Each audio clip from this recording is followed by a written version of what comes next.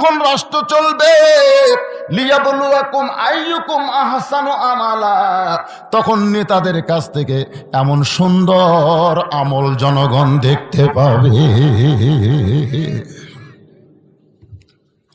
মেয়েটা বলতেছে চোরের মতন। কার মতন? একা একা ঘুরতেছেন। আপনার কি র্যাব পুলিশ নাই?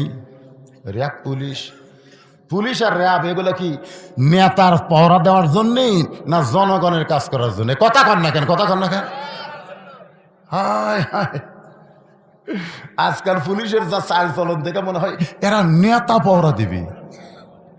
একটা নেতা যখন আসে চারিদিকে যেভাবে পুলিশ দেখা যায় মনে হয় একটা বড় চোরক ধরে আনতেছে। ধরে কোন কথা, কথা কন না কেন, কথা কন না কেন? আল্লাহর বান্দার একটু মনোযোগ দেবেন।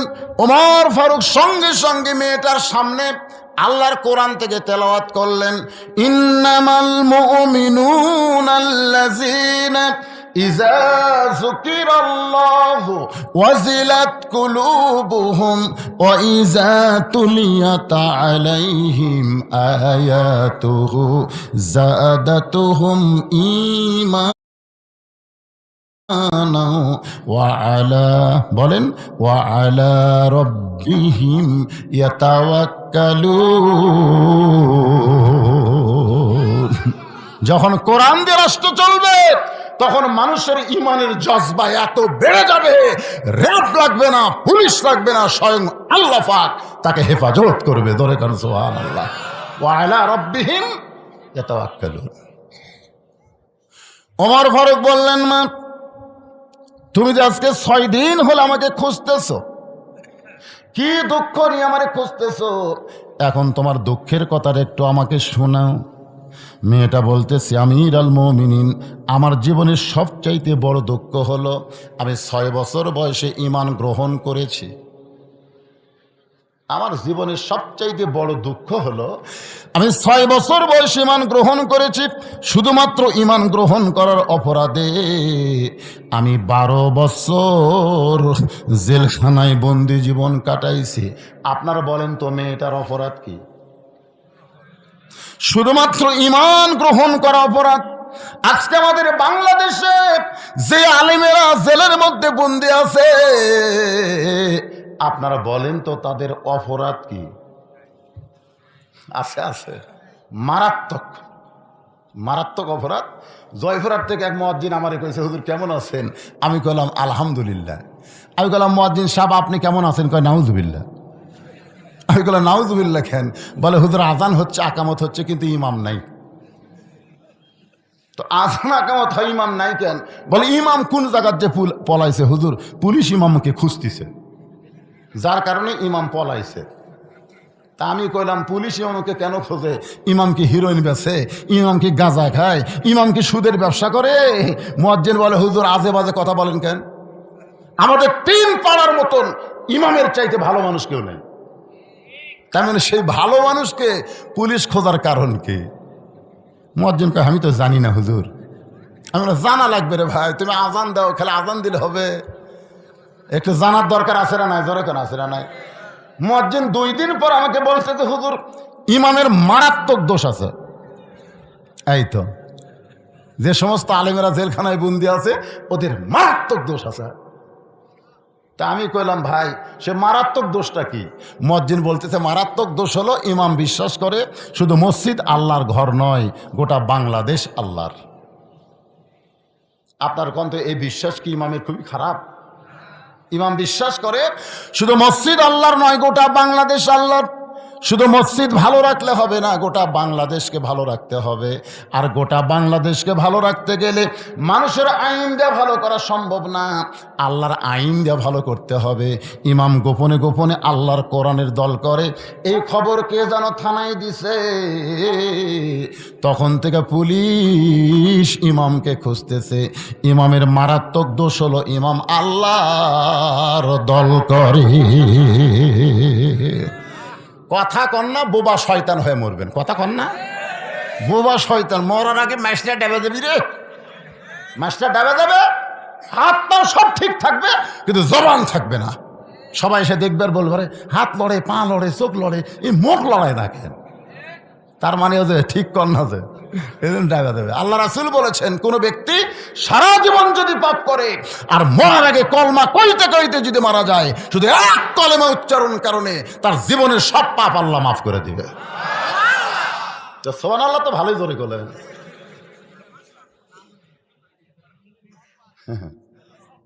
বাংলাদেশের মানুষ কথা কয় না দেখে 30 টাকার পেজ 300 টাকা গেছে, তাহলে কথা বন্ধর জন্য এমন ভয় খাওয়া খাসে, কথা বললে পুলিশ ধরবি, পুলিশ ধরার ভয়ে তুমি কথা বন্ধ করো, 2-4 দিন পর তোমাকে আজরাইল ধরবি। জোরে কোন কথা ঠিক না? আজরাইল ধরবি। পুলিশ ধরলে তো টাকা দিয়ে বের হওয়া যায়, আমার বহু ধরছে, আমি বাড়াছি, অসুবিধা নেই, কিন্তু আজরাইল ধরলে তো আপনাদের কাছে কোন ধরার চিন্তা বেশি, পুলিশ না আজরাইল? তো আজরাইল ধরার চিন্তা থাকলে একটু হা করেন। ইনি তো মাইক যা করতেছে, আপনারাও যদি সেটা করেন তাহলে তো হবি রে ভাই। ওমর ফারুক বললেন, বলো মা, কি দুঃখে তুমি আমারে খুঁজতেছ? মেয়েটা বলে, আমার জীবনের সবচাইতে বড় দুঃখ হলো আমি 6 বছর বয়সে ঈমান গ্রহণ করার অপরাধে 12 বছর আমি জেলখানায় বন্দি জীবন কাটাইছি। সকালবেলা 3টা করে চাবুক, বিকালবেলা 3টা করে চাবুক মারেছে। আমার দেহের এমন কোনো জায়গা নাই যেই জায়গায় চাবুকের আঘাত লাগে নাই। আমির আল মুমিনিন, আমি যেই দেশের জেলখানায় বন্দী ছিলাম সেই দেশের নাম হলো রোম দেশ। জোরে বলেন, দেশের নাম কি? রোম দেশ। আপনি রোম পারস্য দখল করার পরে আল্লাহর কোরআন দিয়ে রাষ্ট্র চালানো শুরু করলেন। আপনি ঘোষণা করে দিলেন, কোরআন দিয়ে যখন কোনো রাষ্ট্র চলবে ওই রাষ্ট্রে জেলখানার কোনো দরকার নাই, জেলখানার দরজাগুলো মুক্ত করে দাও।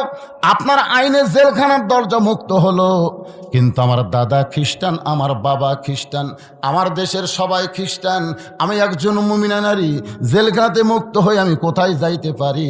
এ কারণে 6টা দিন হলে 2 পাহাড়ের মাঝখানে আপনাকে খুঁজতেছি। যদি আপনার দেখা পাই তাহলে আপনার কাছে এই দুঃখী মেয়েটা একটু আশ্রয় চায়। ওমর ফারুক চোখের পানি বের করে বললেন, মা, আমি তোমাকে আশ্রয় দিবার পারবো না। মেয়েটা কান্দের বলে, আমির আল মুমিনিন, আপনি যদি এই দুঃখী মেয়েকে আশ্রয় না দেন তাহলে আমি যাব কোথায়? ওমর ফারুক বললেন, মা, ঈমান গ্রহণ করার পরে এমন কথা তুমি কেন বলতেছ? তুমি উমরের কাছে আশ্রয় চাইবা না, আশ্রয় যদি পাইতে চাও কেবলমাত্র আল্লাহর কাছে চাও। যে আল্লাহর ঈমান গ্রহণ করেছো সে আল্লাহর ইসলাম তোমাকে অধিকার দিয়েছে, তোমার অধিকার আছে। মা, তুমি কি কও?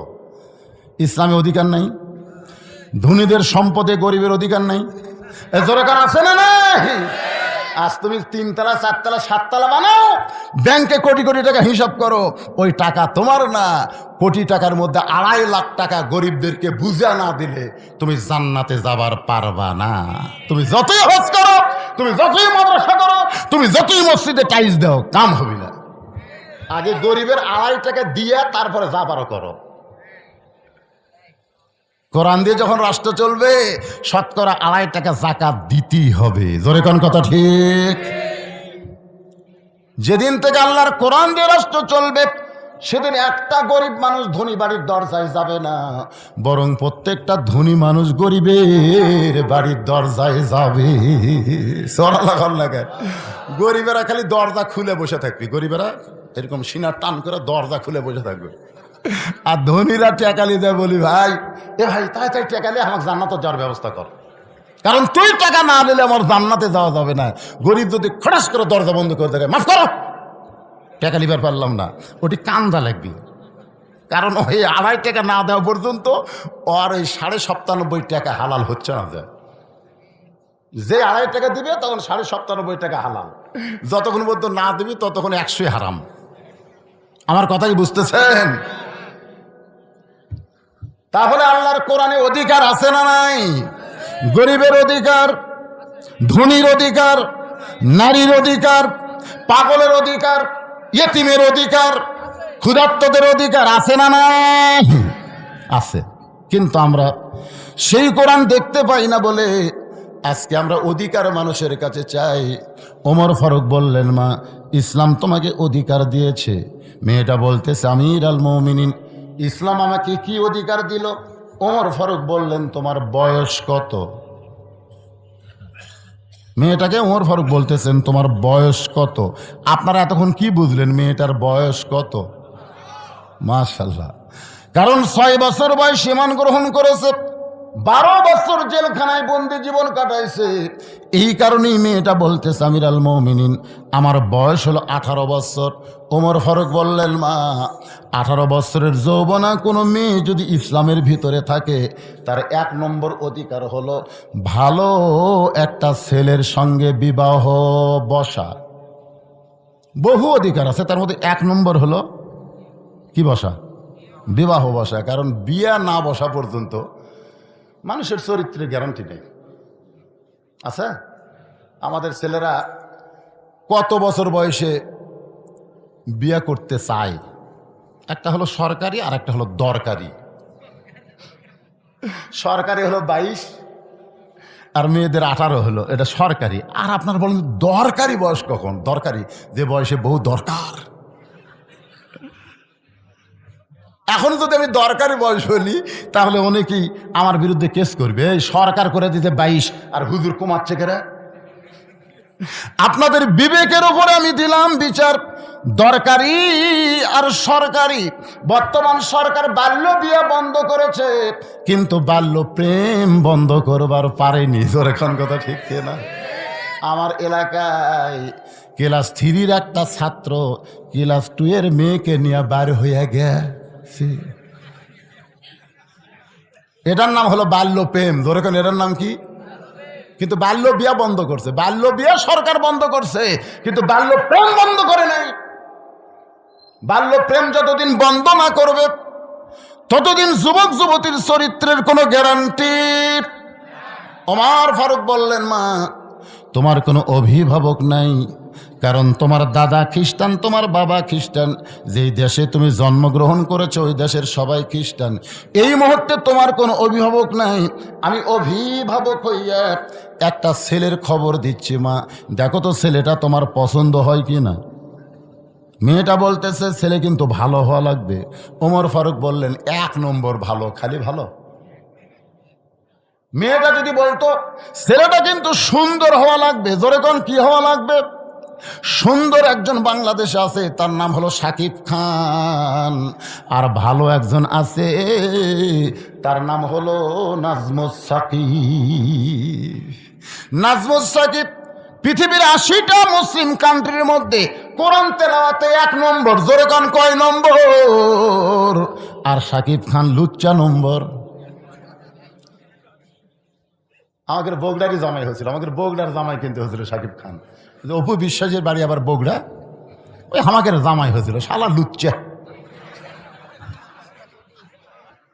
বিয়া করছে বাংলার জনগণ কেউ জানে না। যখন অপু বিশ্বাসের বাচ্চা হচ্ছে তখন জানিছে নাম শাকিব খান হলে কি হবে, চেহারা সুন্দর হলে কি হবে। 1 নম্বর লুচ্চা। জোরে কোন কথা কর না কেন? আর নাজমুস সাকিব, আর চেহারা হয়তো শাকিব খানের মতন সুন্দর নয়, একটু খাটো খোটো হতে পারে, কিন্তু 1 নম্বর ভালো, যে গোটা বিশ্বের মধ্যে কোরআন তেলাওয়াতে ফার্স্ট হয়ে গোল্ডেন পুরস্কার পাইল। জোরে কোন সুবহানাল্লাহ। মেয়েটা কিন্তু বলতেছে একটা ভালো ছেলের খবর দিবেন। ওমর ফারুক বললেন, ছেলেটার নাম হলো আব্দুল্লাহ, তার বাবার নাম হলো ওমর, যোগ্যতা হলো 6 লক্ষ হাদিসের হাফিজ, লম্বায় হলো 6 ফুট 2 ইঞ্চি, গায়ের রং ফর্সা, অতীব সুন্দর। ছেলেটার নাম হলো আব্দুল্লাহ। খুব খেয়াল করবেন, ওমর ফারুক একটা ভালো ছেলের খবর দিচ্ছে। ছেলেটার নাম কি? বাপের নাম কি? ওমর। 6 লক্ষ হাদিসের হাফিজ, 6 ফুট 2 ইঞ্চি লম্বা, গায়ের রং ফর্সা, দেখিতে খুব সুন্দর। এমন একটা ভালো ছেলের খবর আমার কাছে আছে গো মা। ওই ছেলের সঙ্গে তোমাকে বিয়া দিয়া, তোমাকে আমার বৌমা বানায়া আমার বাড়িতেই তোমাকে অধিকার দিবার চাই। লিল্লাহে তাকবীর। অর্ধ পৃথিবীর খলিফা, অর্ধ পৃথিবীর খলিফা তার ছেলের সঙ্গে বিয়া দিয়ে বৌমা। জোরে কোন কি মা? তাহলে মেয়েদের অধিকার আছে না নাই? বিয়ার পরে কিসের অধিকার? বৌমা। আপনাকে বৌমা কত শরম লাগতেছে কেন? আপনাকে বেটার বউ নাই? বেটার বউ আপনারা কি করে ডাকেন? বৌমা। কিন্তু অনেকে বলতে পারতেছেন না, কারণ বৌমা, কারণ বর্তমান বেটার বউয়ের যে ব্যবহার, এই তো বউ দজ্জাল। উনি কি বৌমা না বউ দজ্জাল? জোয়ান পরে বাপমা বসে আছে, এই পাড়াতেই বাপমা থাকে, আর ওই বউ নিয়ে নগাদ বাড়ি করছে, নগা বাসা করছে। ওই এখন বউ নিয়ে নগা শহরে থাকে, আর বাপমা থাকে জোয়ানপুরে। একদিন বাবা অসুস্থ হয়ে নগায় ভালো ডাক্তার দেখাবার গেছে, রুগীর সিরিয়াল বেশি, যার কারণে দেখতে দেখতে রাত 9টা বাজে গেছে। এত লম্বা সিরিয়াল, দেখতে দেখতে রাত 9টা। এখন বাবা চিন্তা করে, এ রাত 9টার সময় জোয়ানপুরে কেমনে যায়? মন বলতেছে তোর বেটার কি বাসা নাই? 9টার সময় জোয়ানপুরে যাওয়া লাগবে কেন? বেটার বাসায় যা, ছেলের বাসায় যা। এবার বাবা রাত 9টার সময় ছেলের বাসার দরজায়, ছেলের নাম হলো আব্দুল্লাহ। জোরে কার নাম কি? আব্দুল্লাহ। আব্দুল্লাহ ঘরের ভিতরে চমকে ওঠে, কে রে? আমার নাম ধরে ডাকার মরদ কে রে? আমাকে এলাকার সবাই স্যার বলে, সাহেব বলে, আর সরাসরি নাম ধরে ডাকতেছে, এই মরদ কে রে? আপনারা বলেন তো, তুমি যত বড়ই হুজুর হও, যত বড় এমপি মন্ত্রী হও, তোমার বাবা তোমাকে নাম ধরেই ডাকবে। জোরে খান কথা ঠিক কিনা? জনগণ আমাকে দাওয়াত দিবার সব বসে আছে, আমি ডায়েরি বার করে লিখতেছি। ইতিমধ্যে আমার বাবা এসে বলতেছে, কেবা বুঝলু, তোর খবর কি? যেই কইছে তুই কেবা বুঝলু, তোর খবর কি, মানে বগুড়া ভালো। তা আমি একটু মন খারাপ করলাম, বাবা বুঝবার পারছে। আমি বললাম, আব্বা লোকজন বসে আছে, সরাসরি সংকীর্ণ না আনতেন। বজলু রশিদ বলেন, না হয় মৌলানা বলেন। আমার আব্বা বলতে, তোকে আবার হুজুর কওয়া লাগবি নাকি রে? আসলেই তাই। আব্দুল্লাহ চমকে গেছে। এই রাত 9টার সময় আর নাম ধরে ডাকার মরদকে। গেট খুলে দেখে বাবা ইতিমের মতন দাঁড়িয়ে আছে। বাবা, আপনি তো সহজে আমার বাসায় আসেন না, কিন্তু আজকে রাত 9টায় কেন আইছেন? বাবা বলতেছে, বিপদে পড়ে আইছি। ডাক্তার দেখাইতে দেখাইতে রাত 9টা বাজে গেছে। এখন এত রাত্রে জোয়ানপুরে কেমনে যায়? আজকে রাতটা কষ্ট হলেও তোর বাসা থাকবার চাই। মন তো চায় না, মন তো চায় না রে। দৌড়ে এসে বাবার মুখ ধরছে। আব্বা, মনের কথা মনের মধ্যে থন আব্বা, মানে বইয়ের ভয়। জোরে কান কার ভয়? মন তো চায় না, কিন্তু ঠেলা পড়াচ্ছি। দৌড়ে এসে মুখ সাইপা ধরে বলে, বাবা জোরে বলেন না বাবা, যদি প্রেসিডেন্ট প্রধানমন্ত্রী শুনবার পায় তাহলে প্রেসিডেন্টের অবস্থা খারাপ। স্বামী হলো প্রেসিডেন্ট আর বউ হলো প্রধানমন্ত্রী। বাংলাদেশের মেয়েরা প্রধানমন্ত্রী আর মদরা হলো প্রেসিডেন্ট। এখন কথা ঠিক না? প্রত্যেক বাড়িতে খালি বাংলাদেশের প্রধানমন্ত্রী বেগম হাসিনা না, আমাদের ঘরে ঘরে একটা করে প্রধানমন্ত্রী আছে। ধরে কেন আছে না? নাই? আয় হাই রে মশান রে। যে ঘরে সোফা রেস্টরুম, সেই ঘরে বাবাকে বসায় বলে, বাবা একটু ধৈর্য ধরেন। বাবাকে বসায় বলতেছে, বাবা একটু ধৈর্য ধরেন। বাবা যখন রেস্টরুমে বসে আছে, এমন সময় আব্দুল্লাহ চুপি চুপি বইয়ের কাছে। বউ দেখে ওরে তার মানে কম্বল দিয়ে শুয়ে আছে, কানের কাছে ফিসফিস করে বলতেছে, বাবা আইছে। কোনোদিন আসে না, বুঝলে না, আজকে হঠাৎ আসছে। বলছিল, আসলে তো আমি কি করবো? আব্দুল্লাহ কয়, দুই দিকে বিপদ, বাপেরও ভয়, বইয়েরও ভয়। একটু আস্তে করে, আব্বা শুনবে। কি বলা লাগবে? আইসা খাবার দাও। আব্দুল্লাহ বলে, তুমি একটু খাবার দাও। বলে, আমার মাজা বেদনা পিঠ শিরশির করতেছে, আমি কম্বল থেকে উঠবার পারবো না, যদি পারো তাহলে তুমি খাবার দাও। বাবা চিল্লায় বলে, আব্দুল্লাহ আমার অসুস্থ বউরে তুই কষ্ট দিস না বাবা, আমার অসুস্থ বউ মারে তুই কষ্ট দিস না, আমার খাওয়া লাগবে না বাবা, আমি খালি থাকার জন্য আইছি। তুই কি মনে করিস আমি খাইনি? নওগাঁর হোটেলের দরজা খোলা আছে রে, কিন্তু আমার থাকার কোনো জায়গা নাই। হোটেলের মধ্যে খাওয়া দাওয়া করে থাকার জন্য আইছি বাবা, একটু মেহেরবানি করে আজকে রাত একটু থাকার জায়গা দে। আব্দুল্লাহ কাছে এসে মিন মিন করে কয়, বইয়ের ভয়ে, আব্বা সত্যি খাওয়া লাগবে না? না বাবা। বাবা না খাইয়ে রাত 9টার সময় ঘুমায় গেছে। আব্দুল্লাহর মনের মধ্যে অশান্তি, এতদিন পরে বাবা আসলো আর বইয়ের কারণে বাবার খাওয়া হইল না। আপনারা বলেন তো ছেলের মধ্যে বাবার মধ্যে দয়া আছে না নাই? ওই দজ্জাল, ওই দজ্জালের কারণে কি করবে। রাত যখন 11টা বাজে, এমন সময় আব্দুল্লাহর শালা 11টার সময় দরজায় গেটে ডাকতেছে, শেফালি আপা। আব্দুল্লাহর বইয়ের নাম হলো শেফালি। শেফালি আহার সঙ্গে সঙ্গে বিড়াল যেমন ইন্দুর ধরার জন্য লাভ মারে, আব্দুল্লাহর বউ কম্বল ফেলে দিয়ে স্বামীর ওপর দিয়ে মারছে লাভ। আব্দুল্লাহ চেতন পায় দেখে কম্বল আছে, বউ নাই। বউটা গেল কোন জায়গায়, গেট খুলে বলতেছে ভাইজান এত রাত্রে কোত্থেকে? বলে ক্যারাম বোর্ড খেলতে খেলতে রাত হয়ে গেছে আপা, আমি একটু ঘুমাবার চাই। তুই পাগল হয়েছিস? তুই আমার কলিজার টুকরা ভাই, তুই না খাইয়া ঘুমাইলে আমার চোখে ঘুম ধরবে না। বল ডাইনিং টেবিলের চেয়ারে বসানোর পরে মাছ গরম, গোস্ত গরম, ভাত গরম, সব গরম করে ভাইয়ের সামনে দিয়ে বলতে যে খাবাই খাবাই, তুই না খাইলে আমার কলিজার মধ্যে শান্তি নাই।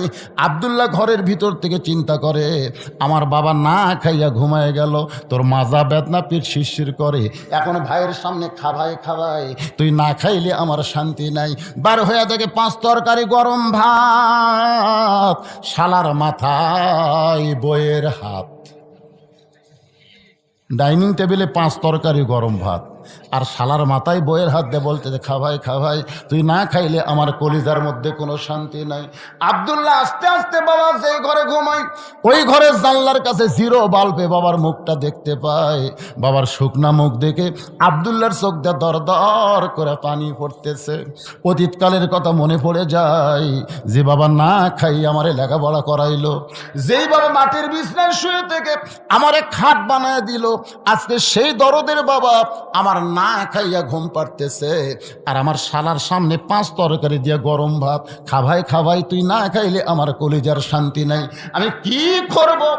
এমন সময় দুনিয়ার কোন মানুষের আইন নয়, সরাসরি আল্লাহর কোরআনের আইন, লিয়াবলুয়াকুম আইয়ুকুম আহসানু আমালা ওয়া কাযা রাব্বুকা আল্লা তা'বুদু ইল্লা ইয়াহু ওয়া বিল ওয়ালিদাইনি ইহসানা। কার আইন? যারা বলেন কার আইন? আল্লাহর আইন। আল্লাহর আইনে বলতেছে দরকার হলে যে বউ তোর বাবা আসলে মাজার বেদনা, পিঠ শিরশির করে, এই কথা বলে কম্বল ছাড়েনি, এরকম 1000 বউ থাকলে তালাক দে, তালাক দে। যে না খেয়ে ঘুম পাড়তেছে সে তোর কে? তালাক দে। যে না খায় ঘুম পাড়তেছে সে তোর কে? আল্লাহর ইবাদতের পরই যার সেবা শুশ্রূষা দয়া মহব্বত করতে হবে, সেটা হলো তোর বাপ মা। সুবহানাল্লাহ খান না কেন? তোর বাবা না খেয়ে ঘুম পাড়তেছে আর তোর শালার সামনে গরম ভাত আর 5 তরকারি, আইয়ুকুম আহসানু আমালা, এই মুহূর্তে তোমার সুন্দর আমল কি? বাবা না খেয়ে ঘুম পাড়তেছে আর শালার সামনে 5 তরকারি গরম ভাত, এই মুহূর্তে তোমার আমল কি? আহসানু আমালা, আহসান মানে সুন্দর আমল কি? আব্দুল্লাহ চিন্তা করতেছে সুন্দর আমল পাশে, একটু চিন্তা করলি সুন্দর আমল পাওয়া যাবে। সুন্দর আমল চিন্তা করতেছে, উটি বলা একটা বেলান আছে, ধরে কোন কি বলা, যে শহরত তার লাঠি খাটা থাকে না ভাই রে।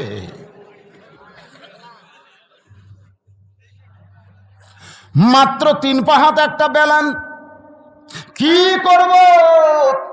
বিবেক বলতেছে সব জায়গাত মারিস না, কারণ নারী নির্যাতনের কেস আছে, পুরুষ মানুষ নির্যাতনের কেস নাই। তোর বাবা না খায়া ঘুম পাড়তেছে, শালার সামনে 5 তরকারি গরম ভাত, পুরুষকে কত বড় নির্যাতন করতেছে। তোর এখন কথা ঠিক করে কথা কর না কেন? ঠিক কিনা? নারী নির্যাতনের আইন আছে, পুরুষ নির্যাতনের কোনো আইন নাই। এই জন্য বিবেক বলতেছে জাগা মতো মার, পিছন থেকে তাকায় দেখ উঁচু হয়ে আছে, এই উঁচু জায়গায় একটা বাড়ি মারবি, 1টা হজের সওয়াব, 2টা বাড়ি মারবি 2টা হজের সওয়াব, 3টা বাড়ি মারবি 3টা হজের সওয়াব। তবে কাজটা শুরু হবে বিসমিল্লাহ দিয়া, জোরে কোন কি দিয়া? কারণ এই সময় বইয়ের পাছার উপর বাড়ি মারা হলো ইবাদত। এ কথা কন না কেন? ইবাদত। আইয়ুকুম আহসানু আমালা, এটা হলো সুন্দর আমল। আল্লাহর বান্দা একটু খেয়াল করবেন, বাবার মুখের দিকে তাকায়, আবার শালার টেবিলের দিকে তাকায়, 5 তরকারি গরম ভাত দেখে আব্দুল্লাহ চুপি চুপি, বিড়াল যেমন ইন্দুর ধরে, বিড়াল যেমন কি ধরে, ইন্দুর ধরে, ওই বেলানটা কোলের মধ্যে নিয়ে চুপি চুপি বইয়ের পাশে দাঁড়াইছে। বইয়ের কোনো খেয়াল নাই, খালি ভাইকে বলতেছে আর এক টুকরা খা। ভাই বলতেছে জোড়হাত আপা আর পারতেছি না। বোন বলে আরে এক টুকরা খা ভাই। খাবার চাই না, তারপরে জোর করে খাওয়াইতেছে।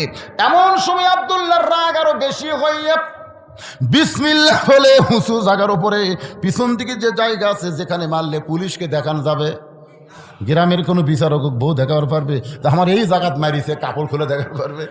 বিবেক বলতে জায়গা মতো মার দেখাবার যান না পারে। বিসমিল্লাহ বলে এত জোরে একটা বাড়ি মারছে, বউ দৌড়, শালাও দৌড়।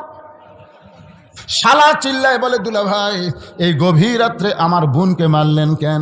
আব্দুল্লাহ বলে তোর বোন আমার কে হয়? বলে আমার বোন আপনার বউ হয়।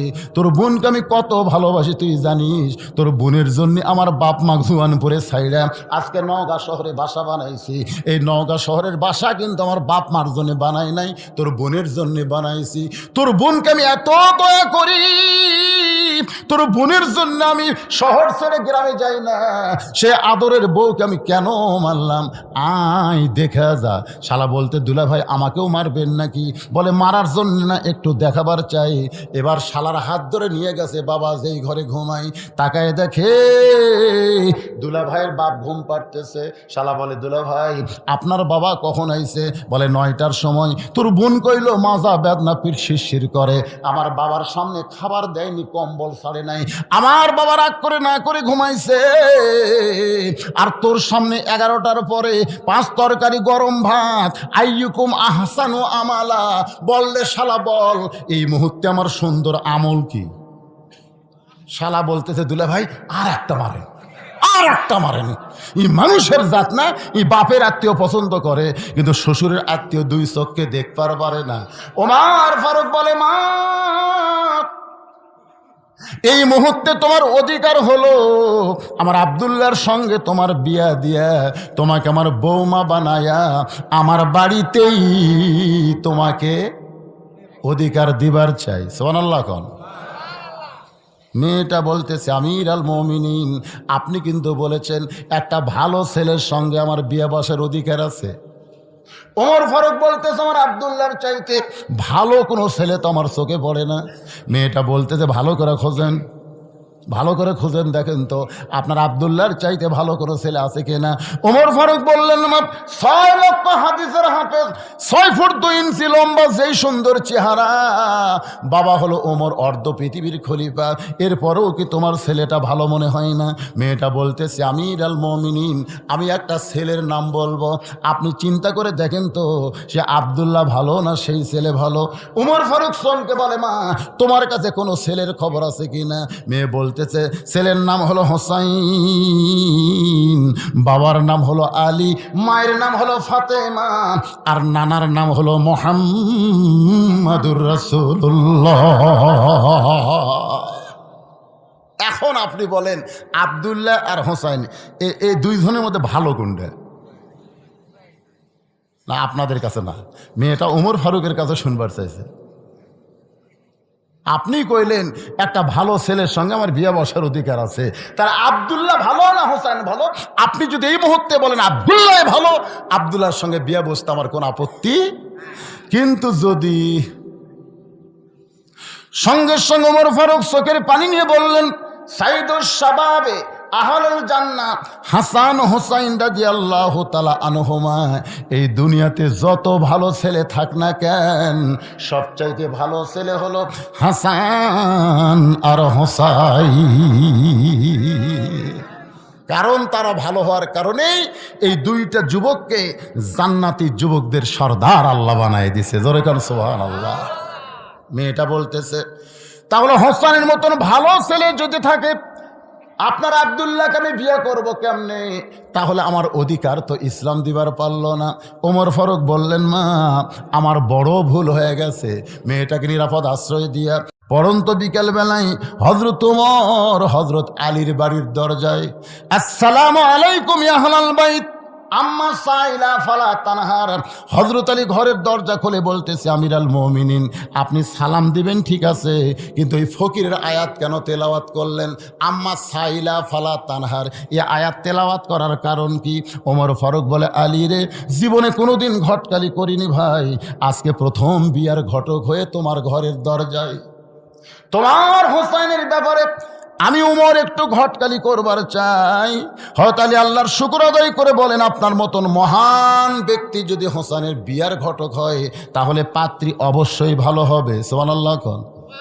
ওমর ফারুক বললেন, পাত্রীর যোগ্যতা হলো 6 বছর বয়সে ঈমান গ্রহণ করেছে, ঈমানের পরীক্ষা দিয়েছে 12 বছর, লিয়াবলুয়াকুম আইয়ুকুম আহসানু আমালা, সবচাইতে সুন্দর আমল হলো শত কষ্টের ভিতরেও ঈমানকে বাঁচিয়ে রাখা। সুবহানাল্লাহ কন্যা গান। আমার আব্দুল্লাহর সঙ্গে মেয়েটার বিয়ে দিবার চাইলাম, কিন্তু মেয়েটা আমার আব্দুল্লাহরে পছন্দ করে না, মনে মনে তোমার হোসাইনকে করছে কামনা। এখন বলো আলী, আমার ঘটকালি কি আল্লাহ কবুল করবে? আলী বলতেছে, আমিরাল মুমিনিন, আপনি যে মেয়ের খবর আপনি আমাকে দিলেন, আমি মনে মনে হোসেনের জন্য এমন একটা বউ খুঁজতেছিলাম। ওমর ফারুক বলে, আলী রে, তাহলে আল্লাহ আমার ঘটকালি কবুল করেছে। এ বলে দুইজনে যখন কোলাকুলি করতেছে, এমন সময় হোসেন ঘরের ভিতর থেকে সে সালাম দিয়ে বলে, আমিরাল মুমিনিন, আপনার দুইজন মুরব্বী যেভাবে কোলাকুলি করতেছেন, মনে হয় বিয়ে আপনারাই করবেন। ওমর ফারুক রাস্তাতে গেলে শয়তান কয়দিন যায় না, এজোর এখন কয়দিন। সে ওমরের সামনে যখন বলতেছে মনে হয় বিয়া আপনারাই করবেন, ওমর ফারুক একটু রাগ করে বলে, বাবা হোসাইন, আমি তোমার মুরব্বী, তোমার বাবাও তোমার মুরব্বী, আমরা দুই মুরব্বী মিলে যদি কোনো সিদ্ধান্ত নেই, তুমি কি সেই সিদ্ধান্ত গ্রহণ করবা না? হোসাইন বলতেছে, আপনি আমার মুরব্বী আমি জানি, আমার বাবা মুরব্বী আমি জানি, কিন্তু আসল মুরব্বী হিসাবে কেবলমাত্র আমার নানাকেই শুধু আমি মানি। লিল্লাহে তাকবীর। আপনি সম্মান করেন জানেন, কিন্তু মানতে গেলে একজনকেই মানা লাগবে। আল্লাহ বলেছেন, কুল হে রাসূল, আপনি বলেন, ইন কুনতুম তুহিব্বুনাল্লাহা ফাত্তাবিউনি। উপায় নাই রে, সবাই বলেন, উপায় নাই রে, উপায় নাই রে, উপায় নাই, নবী বিনে আল্লাহ পাওয়ার উপায় নাই। বলে, হুজুর আমি তো চিশতিয়া। আমি কি? চিশতিয়া। তুই কি? আমি কাদরিয়া। তোর খবর কি? কয় নকশাবন্দিয়া। তুই মুজাদ্দিদিয়া। কি রে? তরিকা হলো একটা, যেই তরিকার রাস্তার মালিক হচ্ছে মুহাম্মাদুর রাসূলুল্লাহ। তুই এগুলা তরিকা কোথায় পেলি? এই জন্য তো রাসূল বলেছেন, দল হবে ৭৩টা। ধরে কোন কয়টা? একটা মাত্র দল যাবে জান্নাতে, বাকি সব দল জাহান্নামে চলে যাবে। আমাদের বাংলাদেশে একটা মাত্র তরিকা, সেই তরিকা হলো মুহাম্মাদুর রাসূলুল্লাহ। আল্লাহর বান্দারা, হোসেন বলতেছে, আপনার দুইজন মুরব্বী আমি জানি, আসল মুরব্বী হিসাবে কেবলমাত্র আমার নানাকেই শুধু আমি মানি। ওমর ফারুক বলে, হোসেন তুমি কি বলবার চাও? হোসেন বলতেছে, তাহলে একটু মনোযোগ দিয়ে শোনেন। আজ কয়েকদিন আগে আমি স্বপ্নে দেখেছি আমার নানা ঘরের মধ্যে আরাম করতেছে। আমি হোসাইন নানার কাছে গিয়ে দরজায় ঠোকা মারতে, নানা ঘরের ভিতর থেকে বলতেছে, হোসাইন এখন দরজা খুলতে পারবো না ভাই, আমি জান্নাতের মধ্যে আরাম করতেছি। আমি হোসাইন চমকে গেলাম, ভাঙ্গা ঘরের মধ্যে নানা কথা বলে, আর সেই নানা জান্নাতে কেমনে আরাম করে? দরজা না খুললে কি হবে? জানালার পাল্লা দিয়ে ভিতর দিকে তাকায় দেখি আমার নানি উরাতকে বালিশ বানায় দিয়েছে, সেই উরাতের ওপরে আমার নানা মাথা দিয়ে শুয়ে আছে। আমার নানি চুলের মধ্যে হাত দিয়ে বিলকি করতেছে। আমি রাগ করে বললাম, নানা ভাই, নানির উরাতকে বালিশ বানিয়ে শুয়ে থাকলে কি জান্নাতে থাকা যায়? আল্লাহর নবী বলে, হোসাইন রে, তুই ছোট্ট মানুষ, তুই বুঝবি না, তুই বুঝবি না। তোর নানির মতন বউ যদি কেউ ঘরে পায়, ওই ঘরটা আল্লাহর জান্নাত হয়ে যায়। আমি তখন থেকে সিদ্ধান্ত নিয়েছি, বিয়ে যদি করা লাগে আমার নানা যেরকম বিয়ে করছে সেই বিয়ে করব। যে নানির কারণে ভাঙ্গা ঘর যদি জান্নাত হয়, তাহলে আমি তো এখনো বিয়ে করিনি, বিয়ে করলে নানার মতোই বিয়ে করব। যেন আমার ভাঙ্গা ঘরটা আল্লাহ বইয়ের কারণে জান্নাত বানায় দেয়। সুবহানাল্লাহ কন্যা কেন? বইয়ের কারণে কিন্তু ঘর জান্নাত হয়, জাহান্নাম হয়। আপনি এশার নামাজ পড়ে বাড়িতে গেলেন, নিয়ত করতেছেন আমি তো এশার নামাজ মসজিদে পড়লাম, আমার বউ এশার নামাজ পড়ে হয়তো কোরআন শরীফ পড়তেছে, কিন্তু ঘরের মধ্যে পা দিয়ে দেখতেছেন হিন্দু করে পূজার বাদে লোল করে বাঁচতেছে। কে রে, আমি সামনে কাতারে নামাজ পড়লাম আর আমার ঘরে পূজার বাদ্য কেন? যেই মাত্র ঢুকছেন দেখেন আপনার বউ রিমোট কন্ট্রোল নিয়ে স্টার জলসা দেখতেছে। আর স্টার জলসা দেখার কারণে ওই ভারতের হিন্দুর নাটকের পূজার বাদ্য হরি হরি রাম রাম রাম রাম আপনার ঘরের মধ্যে বাজতেছে। এখন আপনারা বলেন আপনার ঘর কি জান্নাত না জাহান্নাম? কথা বল না কেন, জান্নাত না জাহান্নাম? তাহলে এখন আপনি কি করবেন? ঘর যদি জান্নাত করবার চান, হয় বউ পাল্টান লাগবে, আর কথা কয় না। এই যে কয়টা স্যাটেলাইটের মাধ্যমে আমার আওয়াজ শুনতেছে, ওরা কি কবি? জুয়ানপুরের সেক্রেটারি করে বলবি খবরদার এই বক্তা জানের এই মঞ্চে না আসে। দরকার হলে ওরা স্বামী ছাড়বি, কিন্তু স্টার জলসা ছাড়বি না। কথা কর না কেন ভাইরে, কথা কর না কেন?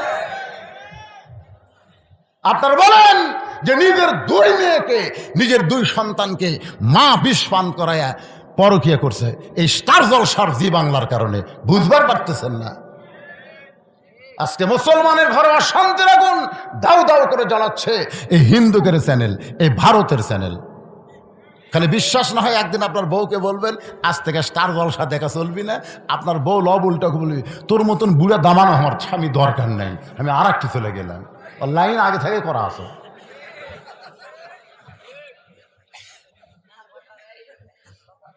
পিছনে যারা বসে আছেন আমার কথা কি বুঝতেছেন? হোসাইন বাবার কাছে গিয়ে বলে, বাবা মেহেরবানি করে বলেন তো আমার মা আপনার কেমন বউ? আমার মা আপনার কেমন বউ? হতালির চোখ দিয়ে দর দর করে পানি পড়তেছে। সুবহানাল্লাহ কোন? হোসেন বলে, বাবা আপনি যেমন আমার মাকে বিয়ে করে আপনার ভাঙ্গা ঘরকে জান্নাত পাইছেন, শুধু জান্নাত পান নাই, আমার মা হলো খাতুনি জান্নাত। ও বাবা, আমার নানা যেমন বিয়ে করছে আমার নানি, ভাঙ্গা ঘর আল্লাহ জান্নাত বানায় দিছে।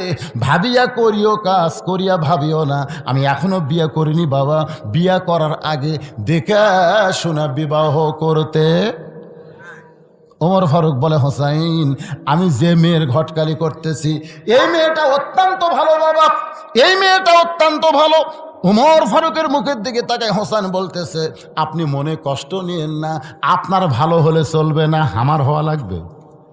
বিয়ে কি আপনি করবেন না আমি করব? বলে তোমার সঙ্গে ঘটকালি করতেছি, তাহলে আপনি ভালো বললে হবে না, আমার ভালো বলতে হবে। ওমর ফারুক বলে, হোসাইন তুমি কেমনে মেয়েটাকে খারাপ বলতেছো? ওমর ফারুকের দিকে তাকায় হোসেন বলে, আমি মেয়েটাকে খারাপ বলতেছি না, তবে আমি সিদ্ধান্ত নিয়েছি যেই মেয়ে আমার 3টা প্রশ্নের উত্তর দিবার পারবে আমি সেই মেয়েকে বিবাহ। যে মেয়ে আমার কয় প্রশ্ন? 3টি প্রশ্নের উত্তর দিবার পারবে আমি সেই মেয়েকে বিয়ে করতে চাই। ওমর ফারুক বলে, হোসাইন তুমি যে 3টা প্রশ্ন করবে বাবা, সেই প্রশ্নগুলো কি কি? হোসাইন বলতেছে, আমি কি পাগল নাকি? আমি যাকে প্রশ্ন করব তার সামনেই প্রশ্ন আউট হবে, অন্য কারো সামনে প্রশ্ন আউট করব না। ওমর ফারুক বলে, আলী রে, রাসূল বলেছেন আনা মাদিনাতুল ইলমি ওয়া আলী ও বাবুহা, আমি হচ্ছি এলেমের শহর, আলী হচ্ছে তার দরওয়াজা। তুমি এত বড় জ্ঞানী ব্যক্তি, বলো তো হোসেন যে 3টা প্রশ্ন করবে এ সম্পর্কে তোমার ধারণা কি? আলী বলতেছে, জীবনের প্রথম শুনলাম। সুবহানাল্লাহ খান। হোসাইন যে 3টা প্রশ্ন করে বিয়ে করবে এইটা আমি বাবাও কোনোদিন জানতে পারি নাই। ওমর ফারুক বলতেছে, আলী রে, আমার ঘটকালি আল্লাহ কবুল করে নাই। কানতে কানতে মেয়েটার ঘরের দরজায়, মা আমার আব্দুল্লাহকে স্বামী বলে স্বীকার কর মা, তোর দুনিয়াও শান্তি আখেরাতেও শান্তি হবে। মেয়েটা বলতেছে, একটা বারের জন্য আপনি বলেন আব্দুল্লাহ ভালো, আব্দুল্লাহ ভালো, হোসেন চাইতে আব্দুল্লাহ ভালো, আমার কোনো আপত্তি নাই, কিন্তু আব্দুল্লাহর চাইতে যদি হোসাইন ভালো হয় তাহলে আমি আপত্তি জানাই। ওমর ফারুক বলতেছে, মা আমার আব্দুল্লাহর চাইতে হোসাইন 100 গুণ 200 গুণ ভালো হতে পারে, কিন্তু হোসাইন তো তেমন একজন ছেলে না যে তুমি বিয়ে বসবার চাইলেই তোমারে বিয়ে করবে। বরং যাকে বিয়ে করবে তাকে 3টা প্রশ্ন করবে, উত্তর দিবার পারলে বিয়া, নসেদ বিয়া করবে না। যেই প্রশ্ন আমি জীবনেও শুনি নাই, তার বাপও জীবনের জানে না, তাহলে তুমি কেমনে উত্তর দিবা? মেয়েটা ঘরের ভিতর থেকে বলে, ইয়া আমিরাল মুমিনিন, হোসেন কি 3টা প্রশ্ন করবে আমি জানি না, তবে আমার ঈমান বলতেছে আমি না পারলেও আমার আল্লাহ পারাবে। সবচাইতে সুন্দর আমল লিয়াবলুয়াকুম আইয়ুকুম আহসানু আমালান, সবচাইতে সুন্দর আমল হলো ঈমানের বলে বলিয়ান হয়ে কেউ না পারলেও আল্লাহ পারবে বিশ্বাস করা। সুবহানাল্লাহ কন্যা। আপনাকে ঈমান কি কয়? একজন আমাকে বলতে যে হুজুর যতই ওয়াজ করেন, যতদিন বেঁচে আছে ওই চেয়ার ছাড়বি না, আপনি যতই ওয়াজ করেন।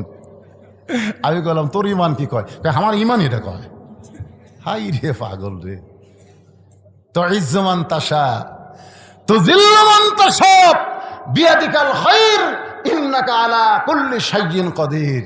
সম্মান দিয়া চেয়ারত বসানোর মালিককে, আমার ঘাট ধরে নামানোর মালিককে, ভালো মন্দর মালিককে, সমস্ত ক্ষমতার মালিককে। আপনাকে ঈমান কি কয়? কয়েকদিন আগেই কিন্তু একজন টাকলা ছিলেন না আপনারা ওয়াজের শুরুতে, তখন এই বছর ওয়াজ শুরু করি, হাইরে টাকলার মোশান ভাই, বিসমিল্লাহ তুলে দিবি, রাষ্ট্রধর্ম তুলে দিবি, ইয়ে করবি সে করবি, আলিমের দাড়ি কামে দিবি, একেবারে ভাই গেছে আলিমদের দাড়ি কামে দেব। আমরা কইলাম আল্লাহ, বর্তমান তো আন্দোলন করার কোনো রাস্তা নেই, মিছিল করলি পুলিশ আগে হামাকরক ধরবি ভাই, দরকার নাই। গোপনে আমরা আল্লাহ বললাম, আল্লাহ আল্লাহ, দুনিয়ার সব আদালত নষ্ট হয়ে গেলে তোমার আদালতে তো কিছু বিচার আছে।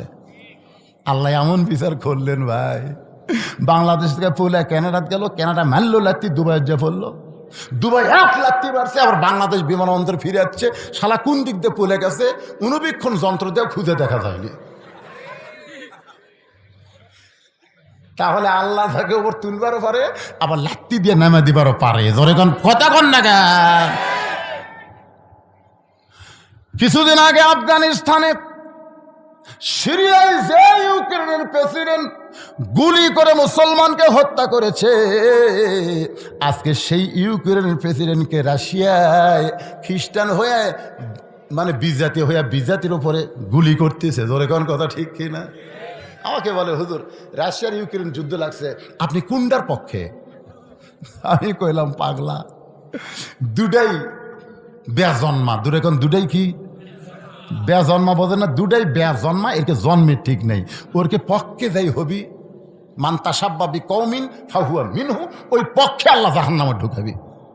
তো কয় হুজুর তাহলে কি বলতেছেন? আমি বললাম মোরা পাউস হয়ে যাক, মোরা পাউস হয়ে যাক। এখন আবার শুনতেছে আমেরিকা নাকি চীনের উপর হুমকি মারতেছে, মারুক শালা, ওরা মেরে ওরা পাউস হবে, মাঝখানতে আমরা গোটা পৃথিবী ফাঁকা পেয়ে যাবো। জোরে কর কথা ঠিক না?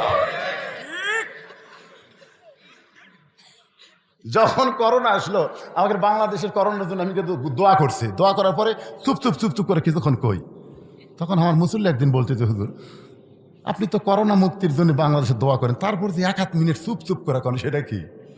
আমি বলে সেটা হচ্ছে ভারতত করোনা থাক, আমেরিকা থাক, এইগুলো দেশত থাক। তো হুজুর এইগুলো দেশত কেন থাকবে? বলে আমেরিকায় যতদিন করোনা থাকবে, আমেরিকা কোনো মুসলিম কান্ট্রিকে আক্রমণ করবে না। জোরে কোন কথা ঠিক? কারণ ওরা নিজেরাই বাঁচার খালি চেষ্টা করবি। দেখেন যেদিন থেকে করোনা আছে সেদিন থেকে আমেরিকা কোনো দেশকে ধরছে, খালি ওরাই বাঁচার চেষ্টা করতেছে। বাবরি মসজিদ ভেঙ্গে গুঁড়ে করে দিল এই ভারতের বিজাতেরা। জোরে কোন কথা ঠিক কিনা? ওর তো করোনা ধরে মরে শেষ হয়ে যাক। ভারতে কিছু আমার মুসলিম ভক্ত আছে, তারা আমারও আসলে, আমি ওদেরকে বললাম ভাই ভারতে মুসলমানের খবর কি? আলহামদুলিল্লাহ হুজুর মুসলমানের ধরতেছে না,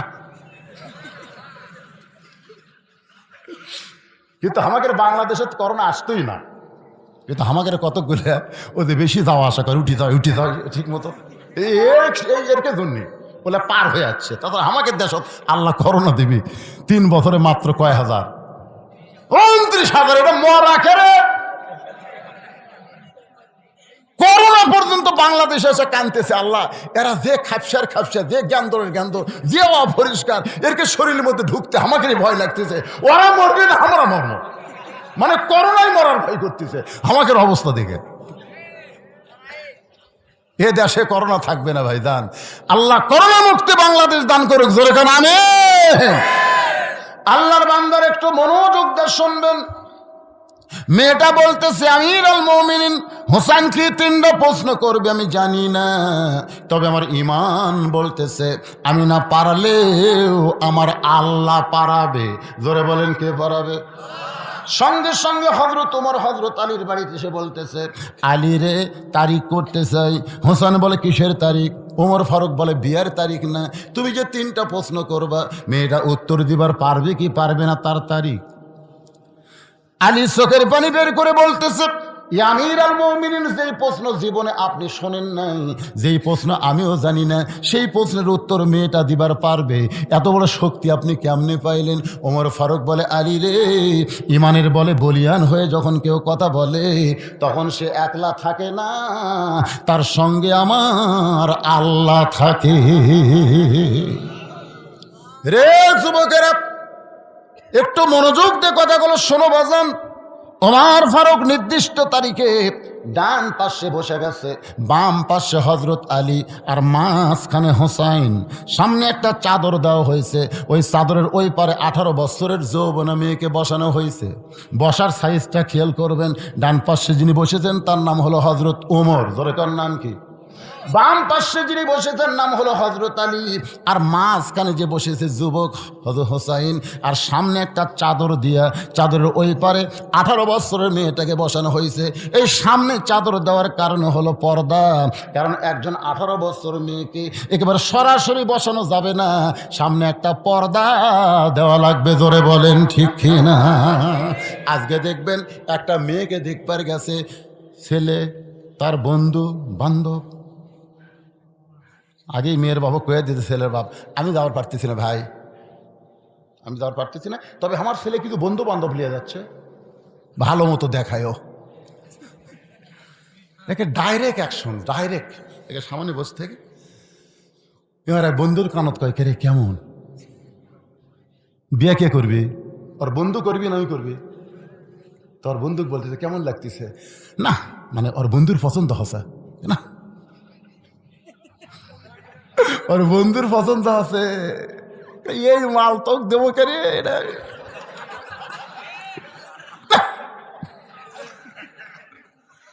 লাভ হলো না। এই মেয়ে কিন্তু দেখ একটা জিনিস খুব খারাপ খেয়াল করছে, মিশে একটু অসত্য কথা বলবে, ওই তো আর বিয়ে করে কিছুদিন পরে সে এই ছেলের সাথে বিয়ে দিবেন, হিরোইন খায়, মাঝে মাঝে হিরোইন খায়, ওই বন্ধুর দোষ ধরতেছে, হিরোইন খায়। মেয়ের বাপ কইছে, বাচ্চি বাবা তাহলে তুমি করো, ওই বিয়ে করে হয়েছে না। ঘটনা সত্য, এরকম ঘটনা ঘটছে। বন্ধু বান্ধব নিয়ে মেয়ে দেখা যাবে না, কেবলমাত্র ছেলে দেখতে হবে। ধরে কোন কথা ঠিক? এমনকি ছেলের বাপও জায়েজ নাই, ছেলের বাপও জায়েজ নাই। আমার এলাকার এক বাপ 30-35টা দেখছে, দেখে আমাকে কয়, হুজুর এত দেখতেছি। আমি বললাম, কি দেখতেছে ভাই? হচ্ছে না হুজুর, পছন্দ হচ্ছে না। আমি বললাম, কেমনে দেখো? লালা ছেড়ে দেখি। আমি মনে মনে কই, তুই বেটার বউ দেখবার যায় লাড়িয়ে ছাড়িস, তুই লুচ্চা হয়ে গেছো, তোর জীবনেও পছন্দ হবি না। জোরে কোন কথা ঠিক কিনা? দেখেন বসার সাইজটা কেমন, ইসলাম কি বলে? রে মায়েরা যারা পর্দার অন্তরালে একটু মনোযোগ দিয়ে শোনেন। ডান পাশে হযরত ওমর, বাম পাশে হযরত আলী, মাঝখানে হোসেন, সামনে চাদর, চাদরের ওই পারে 18 বছরের যৌবনা মেয়েটা বসে গেছে। এমন সময় হযরত ওমর বলে, হোসাইন এখন তুমি প্রশ্ন শুরু করো। এবার হোসাইন দাঁড়িয়ে বলতেছে, রে মেয়ে তুমি একা একা বসে আছো, তাই বলে মনে করো না তুমি একলা হয়ে গেছো, বরং আমি হোসাইন বড় একা হয়েছি। ওমর ফারুক বলে, হোসাইন তোমার ডান পাশে আমি বসে আছি, বাম পাশে তোমার বাবা, এরপরে তুমি একা কেমনে হলা? হোসাইন বলে, রে মেয়ে আমার দুই পাশে দুইজন মহামানব দেহ নিয়ে বসে আছে, কিন্তু এই দুই মহামানব মনে মনে মনে মনে তোমার পক্ষ নিয়েছে। নির্বাচন কমিশনার নিরপেক্ষ আসনে বসে আছেন। বর্তমান বাংলাদেশে নির্বাচন কমিশনার নাই, তো নিরপেক্ষ আসনে বসে আছে। নিরপেক্ষ উনি খালি দেহলিয়া সিয়ারত বসে আছে আর মনে মনে একটা দলের পক্ষে আছে। ওই দিনের ভোট রাতত করবি, তারপরেও বলবি নির্বাচন সুষ্ঠু হয়ে গেছে, চাপাত খালি জুতের বাড়ি ধরে। হ্যাঁ, নিরপেক্ষ।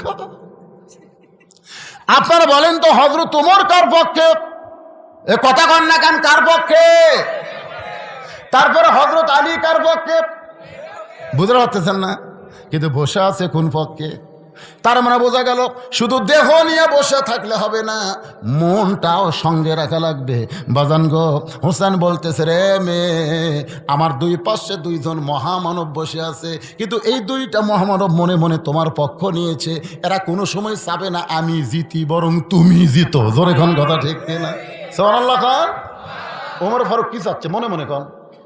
কারণ যাই ঘটকালি করতেছে তার ঘটকালি টিকা লাগবে না, এই জন্য মনে মনে চাচ্ছে আল্লাহ আল্লাহ মেয়েটা যেন পারে। আল্লাহ আলী ভাবতেছে এমন একটা বেটার বউ আমার দরকার, যাই 12 বছর ইমানের পরীক্ষা দিয়েছে, প্রত্যেকদিন সকালে 3টা বিকেলে 3টা করে চাবুক মারছে, এরপরও যে মেয়েটা ইমান হারা হয় নাই, এমন একটা পুত্রবোধ আমার দরকার নাই। আল্লাহ আল্লাহ মেয়েটা যেন জিতে আল্লাহ। কিন্তু বেকায়দা বসিছে এই সাইডে। ওমর ফারুক বল, হুসাইন এখন তুমি প্রশ্ন শুরু করে দাও। এবার হযরত হুসাইন রাদিয়াল্লাহু তাআলা প্রশ্ন শুরু করতেছেন। আপনারা একটু মনোযোগ দিবেন। 1 নম্বর প্রশ্ন হলো, রে মেয়ে, আমার মাকে তুমি জানো? মারাত্মক কথা, কারণ মা এই যে ঘুরতেছে, ও যে দেখেন ওরা বসতেছে না। আমি অনেকক্ষণ থেকে খেয়াল করে দেখছি, ওরা আসে আবার যায়, ওরা বসবার চাচ্ছে না, চাচ্ছে কিন্তু পারতেছে না, পারতেছে না। কারণ ওরা যখন মায়ের পেটে আসিল তখন মাও পেটত লিয়া গোটা পাড়া ঘুরিছে, ওই পেটের মধ্যে ঘোরণে ব্যারাম পাচ্ছে। কোরআনের মাহফিলে বসবার পারবি না, কারণ ওর ভুঁড়ি খারাপ। জোরে কোন কি খারাপ? একজন খ্রিস্টান নেপোলিয়ন পর্যন্ত বলেছে ভালো একটা সন্তান চাইলে ভালো একটা মায়ের দরকার। আজ পর্যন্ত কেউ বলে নাই যে ভালো সন্তান চাইলে ভালো বাপের দরকার। ভালো বাপ দিয়ে ভালো সন্তান হবে না, ভালো মাও হওয়া লাগবে। জোরে কোন কথা ঠিক না? তাহাজ্জুদের নামাজ পড়ে স্বামী সহবাস করতেছে, আবার গোসল করে নামাজ পড়ি ফজরের, ওই কি ভালো বাপ না? এ কথা কেন ভালো বাপ না?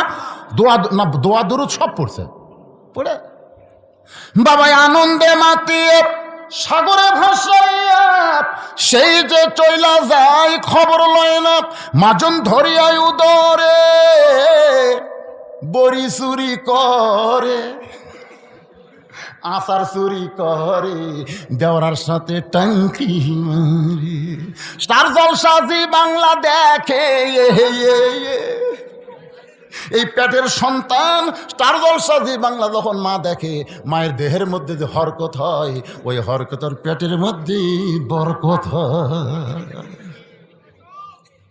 আর মা পেটে বাচ্চা নিয়ে যখন নামাজ পড়ে, রুকুর থেকে যখন সেজদায় যায়, ওই বাচ্চা পেটের মধ্যে যখন হেঁকা বেঁকা হয়, ফেরেশতা কয় আল্লাহ তোমার বান্দি নামাজ পড়ে, পেটের মধ্যে বাচ্চার কি কষ্ট হয় না? আল্লাহ বলে ফেরেশতা সাক্ষী থাক, যেই মা পেটে বাচ্চা নিয়ে নামাজ পড়লো, ওই মা শুধু নিজে নামাজ পড়লো না, পেটের বাচ্চাকেও নামাজি বানায়া দিল।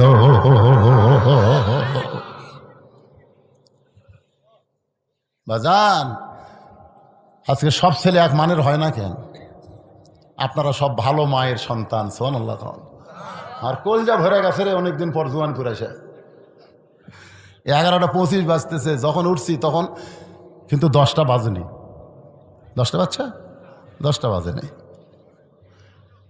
9:45টার সময় উঠে এখন 11:25 বাজতেছে, 1 ঘন্টা 45 মিনিটের মতন আলোচনা চলতেছে। এর ভিতরে আপনাদের বর্ষা দেখে আল্লাহর হস্তে এত ভালো লাগতেছে, মনে হয় 11:25 না, কেবল রাত 9টা বাজতেছে, ঠিক না? মাঝখানতে 2-1 একটু ওটা বসা করতেছে, করুক, অসুবিধা নেই, কারণ সবাইকে এক। অনেকে আছে যাদের এই পেশাব কন্ট্রোল করার যন্ত্র খুবই দুর্বল, পেশাব কন্ট্রোল করার একটা যন্ত্র আছে না, কথা কর না, আছে না? হ্যাঁ,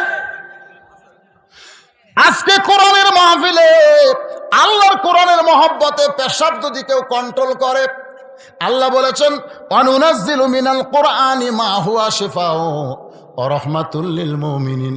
যারা আল্লাহকে বিশ্বাস করেছে, শোনো, এই কোরআনের মহব্বতে ঘন্টার পর ঘন্টা পেশাব কন্ট্রোল করে যদি বসে থাকতে পারো, কোরআন যাবতীয় ঔষধ হিসাবে আমি আল্লাহ নাজিল করেছি। পেশাব জাতীয় যত ব্যারাম আল্লাহ সব ভালো করে দিবে। আর সামান্য পেশাব লাগার কারণে যায় যা। এই কোরআন যেমন সুপারিশ করবে, তেমন কোরআনের অভিশাপ আছে না নাই? জোরে কান আছে না নাই? এমন অভিশাপ দিবে, পেশাব বন্ধ হবে না। রাত্রে বিছনায় ঘুমাতে গেলে পলিথিন তলে দিয়ে ঘুমান লাগবে। স্বামী আমার ছোট বাচ্চা হসে, টপ টপ করে খালি পড়তিছে। আল্লাহর কোরআনকে মহব্বত করেন। হোসাইন বলতেছে, রে মেয়ে, আমার 1 নম্বর প্রশ্ন হলো, আমার মাকে তুমি জানো? আমি কোন মায়ের সন্তান, কোন মায়ের পেটে ছিলাম আমি? আমার মা সম্পর্কে তোমার জানা আছে? সঙ্গে সঙ্গে মেয়েটা পর্দার ওপার থেকে বলে, হোসাইন, আমি আপনার মাকে চিনি। কি কইছে? আমি আপনার মাকে চিনি। সঙ্গে সঙ্গে হজরত ওমর ফারুক জিব্বাত কামড় খাইছে, আর হজরত আলীর চোখ দিয়ে দর দর করে পানি পড়তেছে, আর মাঝখানের হোসাইন মুস্কি মুস্কি হাসতেছে। 3 বিচারকের চেহারা 3 রকম। ডান পাশে যিনি বসে আছেন জিব্বায় কামড় খাইছে, বাম পাশে হজরত আলীর চোখ দিয়ে দর দর করে পানি পড়তেছে, আর মাঝখানের হোসাইন হাসতেছে। ওমর জিব্বাত কামড় খাওয়ার কারণ হলো প্রথম প্রশ্নই আউট হয়ে গেল। 3টার উত্তর তো দূরের কথা, 1 নম্বরে আউট হয়ে গেল। আর হজরত আলীর কান্দার কারণ হলো, তুই কেমনে চিনবি হোসেনের মাকে? আমি স্বামী হইয়াই পুরাপুরি চিনতে পারি নাই। সুবহানাল্লাহ। স্বামী হইয়া পুরাপুরি চিনতে পারি নাই। গভীর রাত্রে দুনিয়া থেকে বিদায় নিয়েছে, গভীর রাত্রে তাকে দাফন করা হয়েছে। গভীর রাত্রে হজরত আলী কান্দের বলে, আল্লাহ, আমার বিবি ফাতেমার প্রতি খুশি হয়ে গেছে, আল্লাহ ফাতেমার প্রতি তুমি খুশি হয়ে যাও। দোয়া করার পরে তাকায় দেখে এইমাত্র ফাতেমার কবর দিল, সেই কবর নাই। সামনে 4টা 5টা পুরাতন কবর দেখতে পাই। আলী খুঁজতেছে নতুন কবর, কিন্তু জান্নাতুল বাকিতে শুধু পুরাতন কবর। এইমাত্র নতুন কবর গেল কোথায়? নতুন কবর ফাতেমার কবর কোথায় রে? আমি আলী কেন খুঁজে পাই না? আল্লাহ ডাকতে বলে, আলী, আমার ফাতেমা পর্দানিশি। আমি আল্লাহ জোহরা ডিগ্রি দিয়া ফাতেমার কবরকে পর্দা করেছি। যেই ফাতেমার কবর পর্যন্ত মানুষ দেখতে পায় না, সেই ফাতেমার চিনার কোনো প্রশ্ন ওঠে না। জানার কথা বলতে পারে, নবীর মেয়ে ফাতেমা, হাসান হোসেনের মা ফাতেমা, আলীর বিবি ফাতেমা আমি জানি, কিন্তু যখন বলবে আমি চিনি। 4-5 জন গল্প করতেছে, আমাদের পাড়ার সবচাইতে সুন্দরী বউ কার? 4-5 জন গল্প করতেছে। তখন একজন বলতেছে, উমুকের বউ 1 নম্বর। আমি দেখছি ভাই, সেই রকম। সাইড, তুই দেখিস নি রে? ওই যে উমুকের আব্দুর রহিমের বউ দেখছো, সেই রকম রে। একদিন হুন্ডার পাশে নিয়ে গেল, মনে হয় ডানা কাটা করি রে। আর এরকম গল্প হয় না? হাসেনকার গল্প করে না? আপনারা বলেন তো, যাদের বউকে নিয়ে গল্প করতেছে ওই স্বামীগুলা জান্নাতে যাবে? আপনি কাগজ কলম লেখালেন, এরা জীবনেও জান্নাতে যাবে না। আর দায়ুসু লা ইয়াদখুলুল জান্নাহ, লা ইয়াদখুল, কখনোই জান্নাতে প্রবেশ করবে না। সাহাবারা বললেন, হুজুর দায়ুস কোন নারী? রাসূল কয়, তোমরা নারীর উপরে এত গরম কেন? দায়ুস কোন নারী না, দায়ুস হলো ওই সকল পুরুষ যাদের অধীনে নারীরা পর্দা করে না। তোমার বউ গোটা পাড়ার লোক চেনে, তুই কি মরদ রে? হাসতেছেন কেন? হাসতেছেন কেন? আজকে মায়েরা বুঝতেছে ও আজকারে কয়, জোরে কণ্ঠে। ও মা, আপনারা এমন একজন মা, আপনাদের পেট থেকে নবী আইছে, যত নবী দুনিয়াতে আইছে সমস্ত নবীদের মা আছে না নাই? জোরে কোন আছে না নাই? শুধু আদম নবীর মা নাই, কিন্তু ঈসা নবীর বাপ না থাকলেও কিন্তু মা আছে। জোরে কোন ঠিক কিনা ভাই? যত আল্লাহর ওলি তাদের মা আছে না নাই, সাহাবীদের মা আছে না নাই, আলিমদের মা আছে না নাই? বাজান, মায়ের পেট থেকে সন্তান, সেই মাটা কেমন একটু বোঝানোর জন্য বলতেছে। মেয়েটা বলে, হোসাইন আপনার মাকে আমি চিনি। অনেক সময় চলে যায়, উত্তর হইল কি হইল না, মেয়েটা জানতে চায়। ওমর ফারুক বলতেছেন, মা কেমনে হবে? হোসেন প্রশ্ন করেছে, আমার মাকে জানো? আর তুমি উত্তর দিলে চিনি, তুমি কেমনে চিনবা? সঙ্গে সঙ্গে মেয়েটা বলে, হোসাইন আপনার মায়ের চোখের ভুরু জোড়া ছিল, আপনার মায়ের বাম গালে কালো একটা তিল ছিল, থুতনির তলে লাল একটা দাগ ছিল। সঙ্গে সঙ্গে আলী চিল্লায় বলে, মা যা বলছিস বলছিস মা, আর বলিস না, আর বলিস না। এই তিনজনের মধ্যে একজন পরপুরুষ আছে। যা বলছিস বলছিস মা, আর বলিস না। আমরা তিনজনের মধ্যে একজন পরপুরুষ আছে, আর পরপুরুষের সামনে আর বেশি বলা যায় না। আপনারা বলেন তো, তিনজনের মধ্যে পরপুরুষকে? হযরত ওমর সম্পর্কে রাসূল বলেছেন, আমার পরে কেউ নবী হলে লাউকানা ওমর। নবুয়তের দরজা বন্ধ হয়েছে বলে ওমর নবী হওয়ার পারে নাই, তবে নবী হওয়ার সব যোগ্যতা আল্লাহ ওমরকে দিয়েছে। সেই ওমর যদি পরপুরুষ হয়, তাহলে মুরিদের বইয়ের কাছে পীর কোন পুরুষ? জোরে কোন, মুরিদের বইয়ের কাছে পীর সাহেব কোন পুরুষ? আপনার এলাকায় পীর মুরিদি নাই নাকি? আল্লাহর ধন নবীরে দিয়া আল্লাহ গেছে গায়েব হইয়া, নবীর ধন খাজানিয়া শুয়া আছে আজমিরে, কেউ ফিরে না খালি হাতে, খাজারে তোর দরবারে। হঠাৎ চিল্লায় বলে, মা তুমি কেমনে বললে হোসেনের মায়ের চোখের ভুরু জোড়া ছিল? কারণ এটা আমি বলতে পারি, আমার বউ হওয়ার কারণে। বাম গালে কালো একটা তিল ছিল, হোসাইন বলতে পারে তার মা হওয়ার কারণে। থুতনির তলে লাল একটা দাগ ছিল, এটা হাসান বলতে পারে কারণ ফাতেমা তার মা হওয়ার কারণে।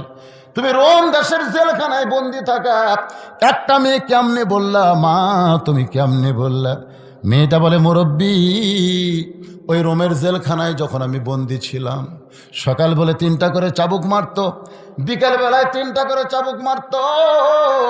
ওয়ালা নাবুলু ওয়ান্নাকুম বিশাইইম মিনাল খাউফি ওয়াল জুই ওয়া নাকসিম মিনাল আমওয়ালি ওয়াল আনফুসি ওয়াস সামারাতি ওয়া বাশশিরিস সাবিরিন।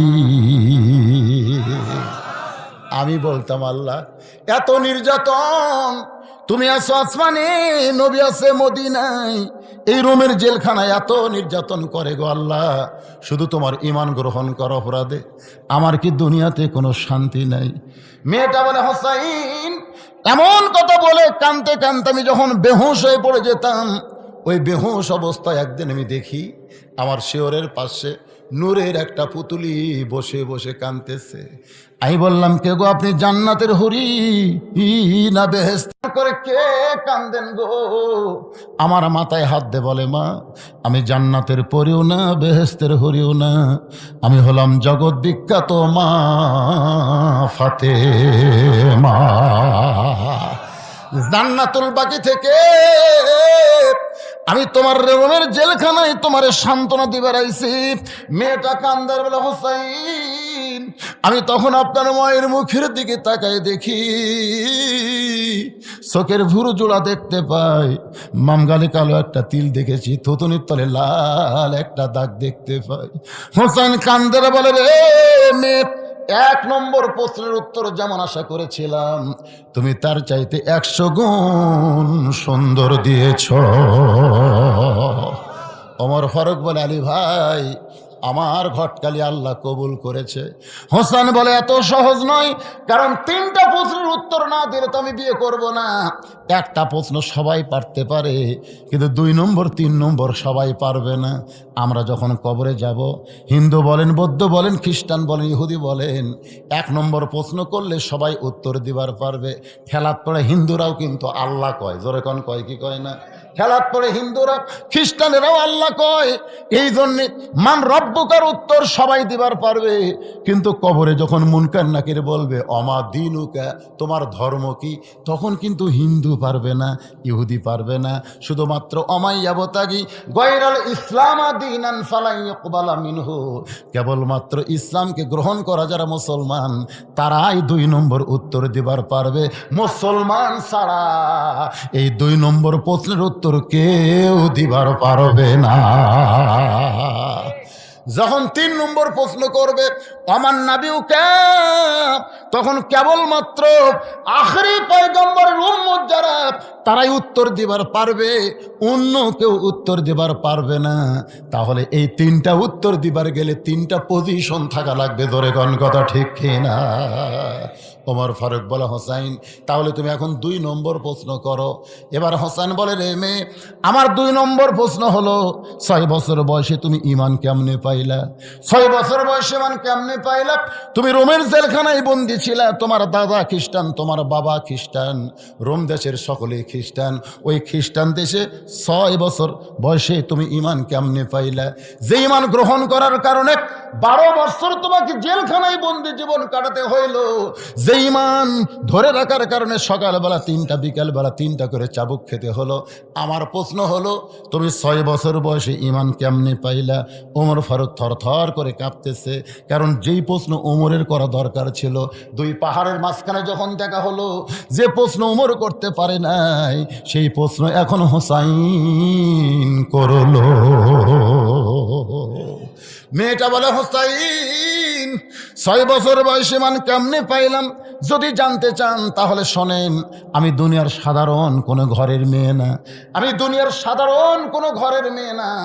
আমার দাদা হলো রোম সম্রাট কাইসার। যেই বলেছে আমার দাদা রোম সম্রাট কাইসার, সঙ্গে সঙ্গে ওমর ফারুক চমকে উঠছে।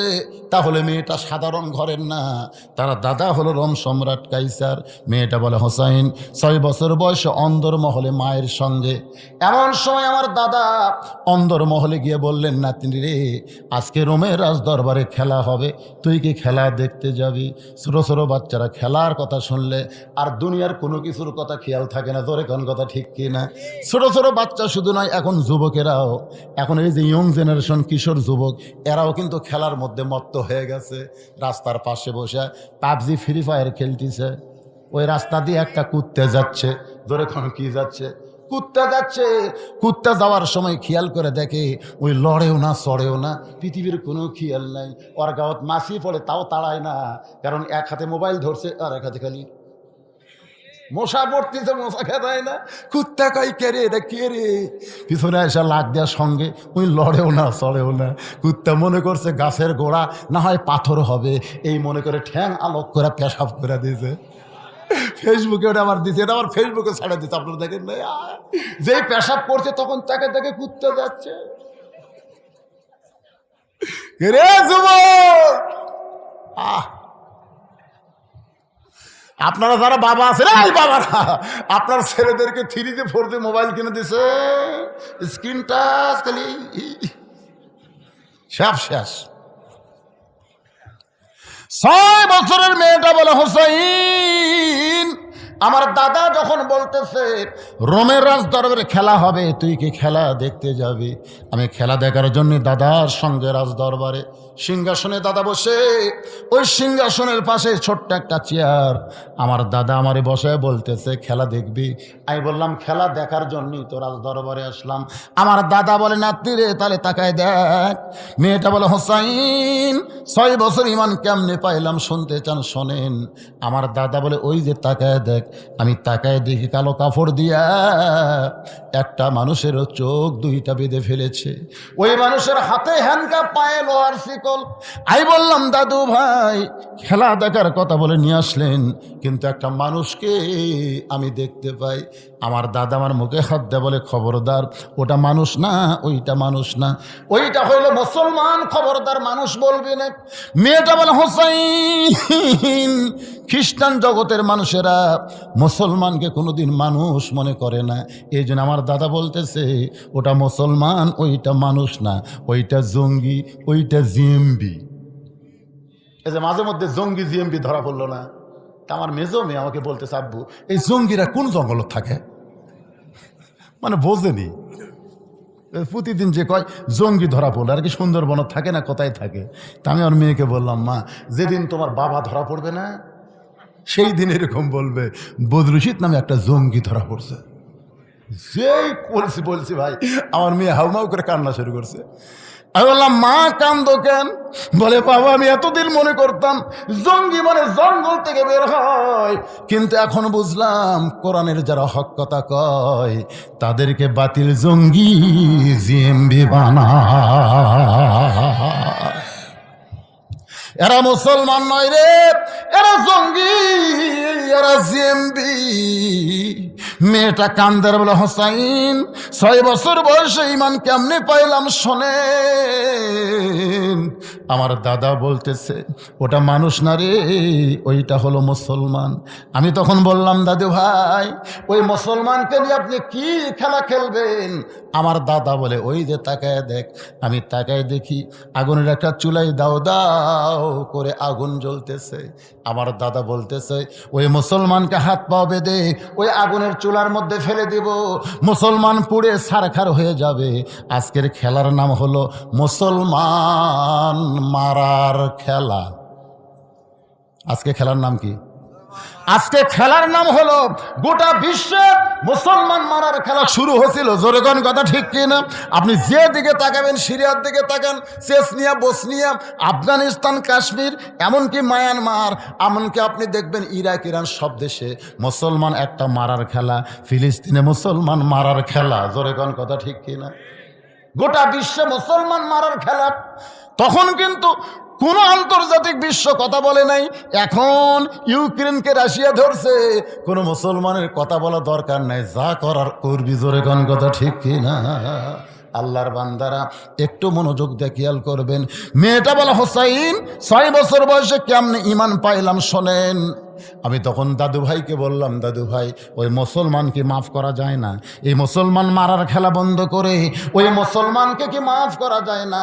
আমার দাদা বলতেছে 100 বার মাফ করা যায়। যদি মুসলমান একটা বারের জন্য বলে আল্লাহ রাসূল মানি না, সঙ্গে সঙ্গে চোখের বাঁধন খুলে দিব, হাতের হ্যান্ডকাপ খুলে দিব, পায়ের শিকল খুলে দিব।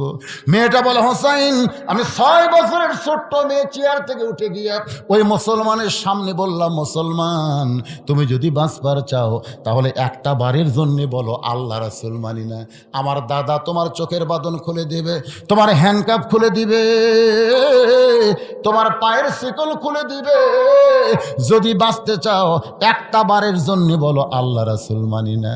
মেয়েটা বলে, হোসাইন, মুসলমান সংস্বরে চিৎকার করে বলতেছে, রে ছোট্ট মেয়ে তোমার কাছে জীবনের দাম বেশি, কিন্তু একজন মুসলমানের কাছে জীবনের চাইতে ইমানের দাম বেশি। দরকার হলে মুসলমান গোটা পৃথিবী ছাড়বে, কিন্তু এক মুহূর্তের জন্য আল্লাহ রাসূল ছাড়বে। সঙ্গে সঙ্গে আমার দাদা চিৎকার করে বলতেছে, আর দেরি করা যায় না। এতগুলো শক্তির সামনে একটা মুসলমান মাথা নত করলো না। এরা হাত পাও বান্ধে উত্তপ্ত, আগুনের মধ্যে ফেলে দাও। মেয়েটা বলতে, তো হোসাইন ওই মুসলমানকে যখন আগুনের দিকে নিয়ে যায় তখন আমি বললাম, দাদু ভাই আমি খেলা দেখতে চাই, তাই বলে মানুষ মারার খেলা আমি দেখব না। আমার দাদা বলতেছে, দেখতেই হবে, অন্দর মহল থেকে তরি নিয়ে এসেছি দেখানোর জন্য, দেখতেই হবে। আমার বাম হাতখানা দাদা জোর করে ধরে রাখলো। যখন মুসলমানকে আগুনের দিকে নিয়ে যাচ্ছে, আমি 2টা হাত দিয়ে আমি একটা জীবন্ত মানুষকে আগুনে পুড়ে ফেলবে দেখব না বলে এভাবে 2টা হাত দিয়ে যখন আমার চোখ ঢেকে ফেলেছি, এমন সময় সুন্দর একটা বাণী, হোসাইন এত সুন্দর বাণী আমি জীবনে কোনোদিন শুনি নাই। সেই বাণীটা হলো লা ইলাহা ইল্লাল্লাহু মুহাম্মাদুর রাসূলুল্লাহ। মেয়েটা বলে, হোসাইন রে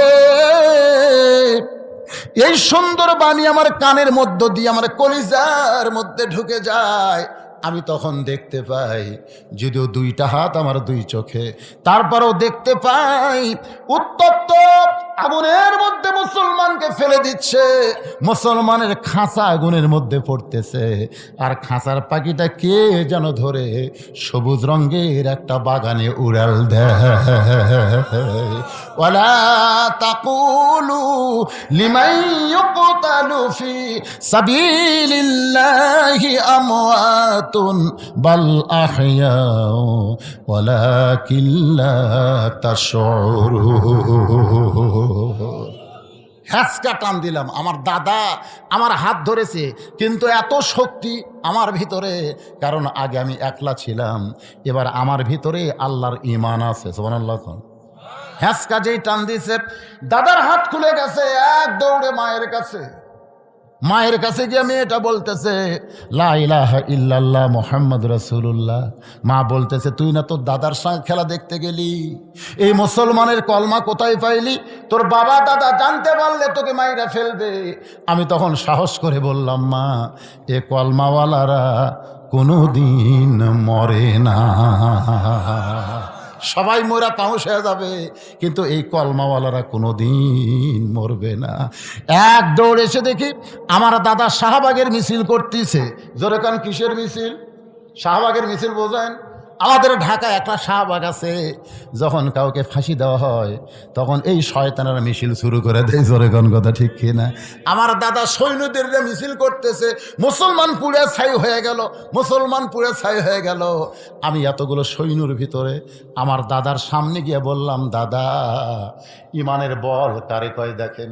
দাদা, কানার ভাগ্যে ধন মিলে না, সামনে পড়ে আছে সোনা, কানা দেখতে পায় না, মাটি মনে করে ফাইলা দেয়, হাতে তুলে নেয় না, কানার ভাগ্যে ধন মিলে না, হাইরে কপাল মন্দ। আপনারা বাংলা পড়া পারেন, ইংরেজি পড়া পারেন, যে কোরআন শব্দ হারি না বাবা, একসাথে আশ্চর্য ধরনের কথা, কেবল এরকে দৃষ্টান্ত দিচ্ছে, আর এই সময় এরা উঠলো কে রে? আরে এই এরা কোন মাদের সাথে কাচ্ছে রে? না না, একজন উঠলে তো একসাথে জামাত ধরে উঠছে। সুবহানাল্লাহ। এরকে জামাত খুব মজবুত, বুঝলেন, খুব মজবুত। কি বেজার হচ্ছেন আপনারা? বলেন তো, বাংলা ইংরেজি ঘটঘট করে কয় কি কয় না? যে কোন শব্দ হয় দেখে ঠিকই, কিন্তু হাইরে কপাল মন্দ, মানে শোক আছে কিন্তু। হাইরে প্রতি অক্ষরে 10টা করে নেকি। যখন প্রথম আয়াত নাজিল হচ্ছে ইকরা, রাসূল বলেছেন পড়বো না, ফেরেশতা জিবরাইল বলে পড়েন, আল্লাহ নবী বলেন পড়বো না, ফেরেশতা জিবরাইল বলেন পড়েন, নবী বললেন জিবরাইল বারবার পড়তে কও, কি পড়বো সেটা কেন বলো না? কারণ দুনিয়াতে বহু পড়া আছে, একজন মুসলমান সব পড়া পড়বে না, যেই পড়া চরিত্র গড়ায় সেই পড়াই পড়তে হবে, ঠিক কি না? এই মাদ্রাসায় এসে দেখবেন ছোট্ট একটা বাচ্চা পেশাব করতেছে, দেখবেন 7 বছরের আব্দুল্লাহ পেশাব করতেছে, পেশাব করে দেখলেও সব রে, পেশাব করা দেখা সব, কাশা কাশা পেশাব করে পানি দিয়ে ধুয়ে তারপরে উজু করতেছে। আব্দুল্লাহ, উজু কেন করতেছেন বাবা? এই মাঘ মাসের ঠান্ডার মধ্যে। হুজুর, আপনি জানেন না আমরা কোরআন শরীফ পড়ি হুজুর, এটা ধরবার গেলে শরীর পবিত্র করা লাগে। কলজা শান্তি রে। ওই আব্দুল্লাহর বয়সে একটা ছেলে প্রাইমারিতে পড়ে, ওই পেশাব দিয়ে 40 লিখছে, পেশাব দিয়ে 40 লিখছে, ইনকা জান্ডি ধরে। পেশাবের ফোর্স আছে তো, আগে 4 লিখছে, 4 লেখা শূন্য দিচ্ছে, মারছে দৌড়। আমি দৌড়ে গিয়ে ধরে বললাম, এটা কি করলি, কি করলি? পেশাব দিয়ে 40 লিখলি কেন?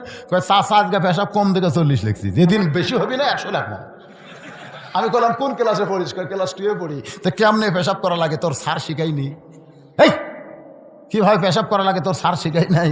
তখন চাচা কি দেখুন, প্রাইমারি পেশাবখানা যায় দেখি আমার স্যারই খাড়া হয়ে পেশাব করে। চাচা আমার স্যারই খাড়া হয়ে করে, ওর স্যারই খাড়া হয়ে মারে, কারণ স্যার জানে অক যে শিক্ষা দেওয়া হচ্ছে একদম বাগডম ঘোড়াডম সাজা ঢাক বললো ঝাঁঝর বাজা, পেশাব কি পায়খানা করতে করতে পড়া যাবে, পড়া যাবে না?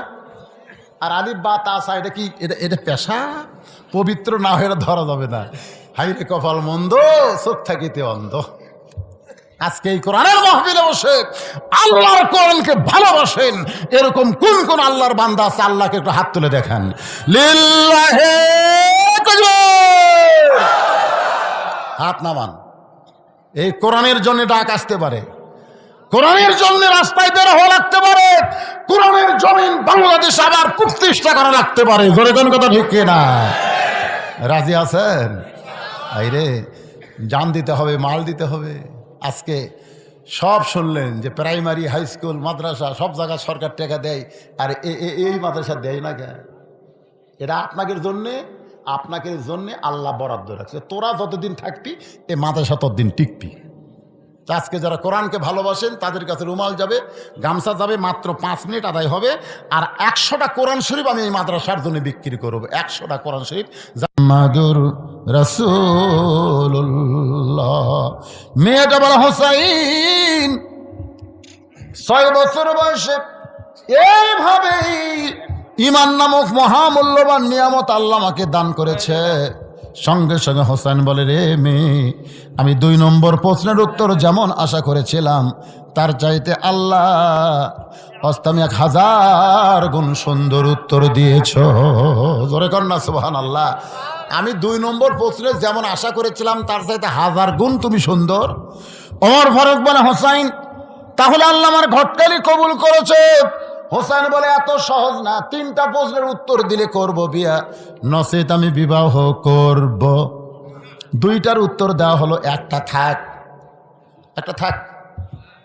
তো না করলে তো কোরআন শব্দ দেওয়া লাগবে 3টা। হয়ে গেছে? কোন তালে দিলে রে? মাশাআল্লাহ। নামাজের সময়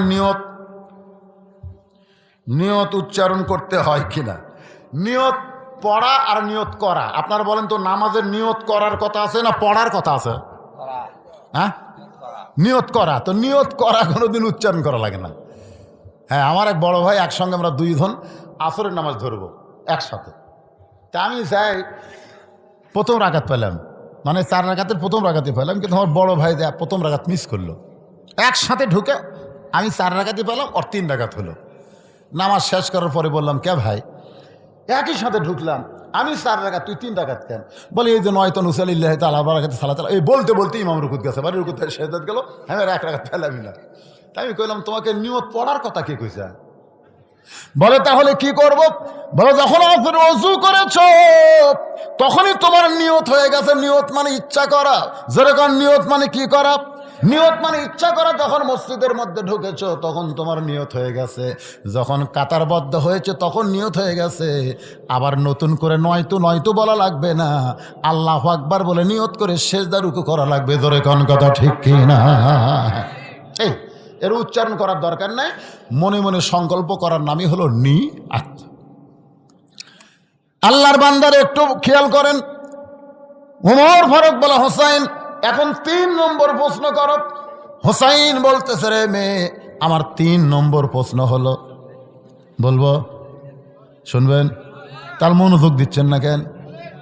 3 নম্বর প্রশ্ন হলো, রে মেয়ে, বিবাহের পর আমার সঙ্গী তোমার থাকতে হবে, বিবাহের আগে না, বিবাহের পর। বাংলাদেশে প্রত্যেকটা ছেলে মেয়ে বিয়ার আগেই করবার চায়, কিন্তু বিয়ার পরে বোঝেন না, বিয়ার আগে আর বিয়ার পরে কম বেশি আছে না নাই? আপনারা বলেন তো, যারা 14ই ফেব্রুয়ারি পালন করে এরা কি বিয়ার আগে করে না পরে করে? আপনারা বলেন তো, বিবাহের আগে কোনো কিছু করা জায়েজ না হারাম? হোসাইন কিন্তু বলতেছে, রে মেয়ে, আমার সঙ্গে বিবাহের পরে তোমার যে সম্পর্ক হবে, আমার সঙ্গী থাকতে হবে। মেয়েটা ফোঁপায় কাঁদতেছে। ওমর ফারুক বলে, মা, 2টা কঠিন প্রশ্ন হোসাইন করলো, তার উত্তর তুমি সহজে দিয়ে দিলে। এই সহজ প্রশ্ন, বিবাহের পরে আমার সঙ্গী তোমার থাকতে হবে, তুমি এইটার উত্তর না দিয়া তুমি কেন কাঁদতেছ? মেয়েটা বলে, হোসাইন, যে প্রশ্ন আমাকে করেছে এই প্রশ্নের মধ্যে কঠিন কথা রয়েছে। ঠিক কিনা বলেন? এটি আসে আবার কি হাত দেয়, এটা অপারেটর কেরে সব জায়গায় হাত দিবার চায়। মাদ্রাসা মসজিদ সব চলাচ্ছে, ঠিক আছে, আবার মাইকও চলাবি। জমিনের উপরে সবচাইতে উত্তম মসজিদ নিকৃষ্ট, উত্তম হলো মসজিদ, নিকৃষ্ট হলো বাজার। বর্তমানে প্রায় স্থানে নিচে বাজার, উপরে মসজিদ, এর নাম রাখা হয়েছে মসজিদ মার্কেট। এর সঠিক ব্যাখ্যা যদি বলতেন, আপনাকে কি বুঝলেন? মানে যে জায়গাত নামাজ পড়া হয় সে জায়গা হলো উত্তম, সেটা বাজারের উপরে হোক আর ব্রিজের উপরে হোক আর যেটি হোক। তা আপনি নিজে বাজার থেকে, বাজার মানে কি এটা বুঝাইছে আল্লাহ রাসূল যে বাজার নিকৃষ্ট এই কারণে, বাজার গেলে মানুষ শুধু দুনিয়াবি চিন্তায় ব্যস্ত হয়ে যায়। আর মসজিদের মধ্যে উৎকৃষ্ট এই কারণে, এখানে আসলে মানুষ একমাত্র আল্লাহ এবং আখেরাত নিয়ে ব্যস্ত হয়ে যায়। জোরে কোন কথা ঠিক কিনা ভাইজান? এজন্য মসজিদ হলো সবচাইতে উত্তম জায়গা। মসজিদের মধ্যে কি আমরা যে কাজগুলো করি এগুলো উত্তম না? এই জন্য উত্তম, যা বাজারে যেগুলো করি ও আজাতা। দেখবেন 5 মিনিট পরে জামাত হবে, এই 5 মিনিটের মধ্যে আমি 10 বার ঘড়ি দেখি, আর বাজারের মধ্যে ঘন্টার পর ঘন্টা এক সমেন তেয়াল্লাই টেনশনে পড়ে গেছি। হ্যাঁ রে, কি করি কি খাই, সব জিনিসের দাম বাড়তি দিয়ে গেছে, চিন্তা টেনশন করতেছে। যাই হোক, রাসূল যেটা বলেছেন, যেখানেই মসজিদ হবে মার্কেটের উপরে হোক আর তলে হোক, উপরে তো হবে, তলে হবে না, মসজিদ মসজিদের জায়গায় থাকবে, মার্কেট মার্কেটের জায়গায় থাকবে, ঠিক কিনা বলেন? আল্লাহর বান্দারা, মেয়েটা বলতেছে ইয়া আমিরুল মুমিনিন, এই কারণেই কাঁদতেছি, হোসেন যে প্রশ্ন করেছে এই প্রশ্নের মধ্যে অত্যন্ত গুরুত্বপূর্ণ কথা রয়েছে। ও হোসাইন, আপনি বলতেছেন বিবাহের পরে আমার সঙ্গী তোমার থাকতে হবে। আল্লাহর একজন নবী ছিলেন, নাম হলো আইয়ুব নবী। জোরে কোন কি নবী? আইয়ুব নবীর এক সময় বাসাই ছিল। আইয়ুব নবীর এক সময় অনেকগুলো বউ ছিল।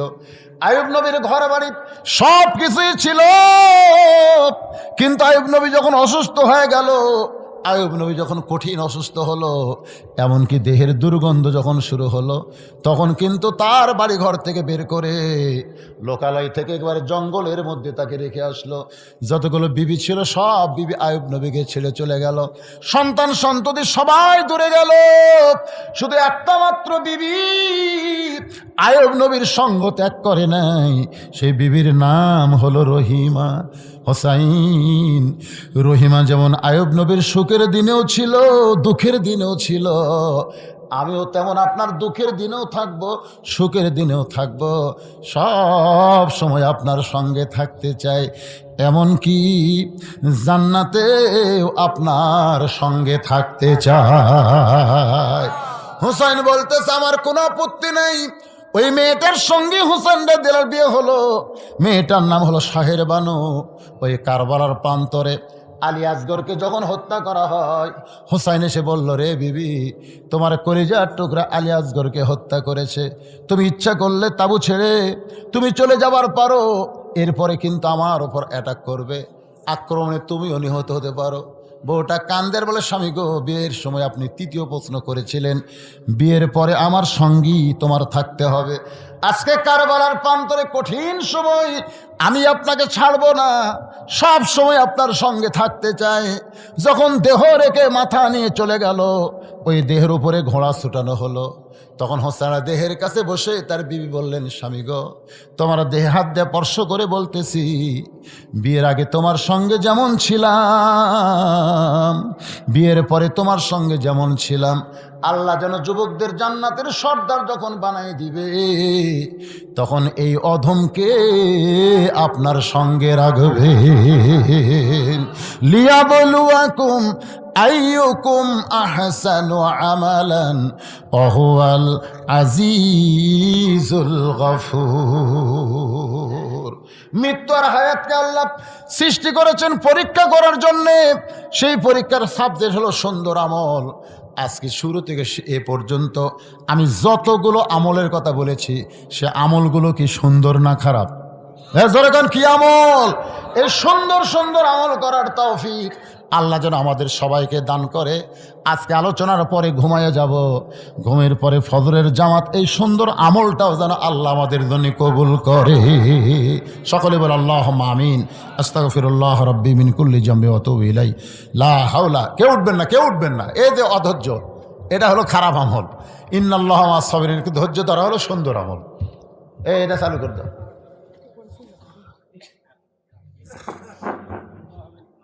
তালা মাগরিবের নামাজের পর থেকে এ রাত্রি 12টা পর্যন্ত তোমার পাগল বান্দা বান্দিরা আরামের বাড়ি আরামের ঘুমকে বাদ দিয়া কোরআন হাদিসের মহব্বত কলিজার মধ্যে নিয়া এই জান্নাতের বাগানে বসে বসে কোরআন হাদিসের আলোচনা শোনার শেষে আমি গুনাহগারের সঙ্গে রহমতের দরজায় ফকির হয়ে দোকানা হাত তুলেছি। মেহেরবানি করে আজকের মাহফিল আমাদের সকলের হেদায়েতের জন্য, নাজাতের জন্য, জান্নাত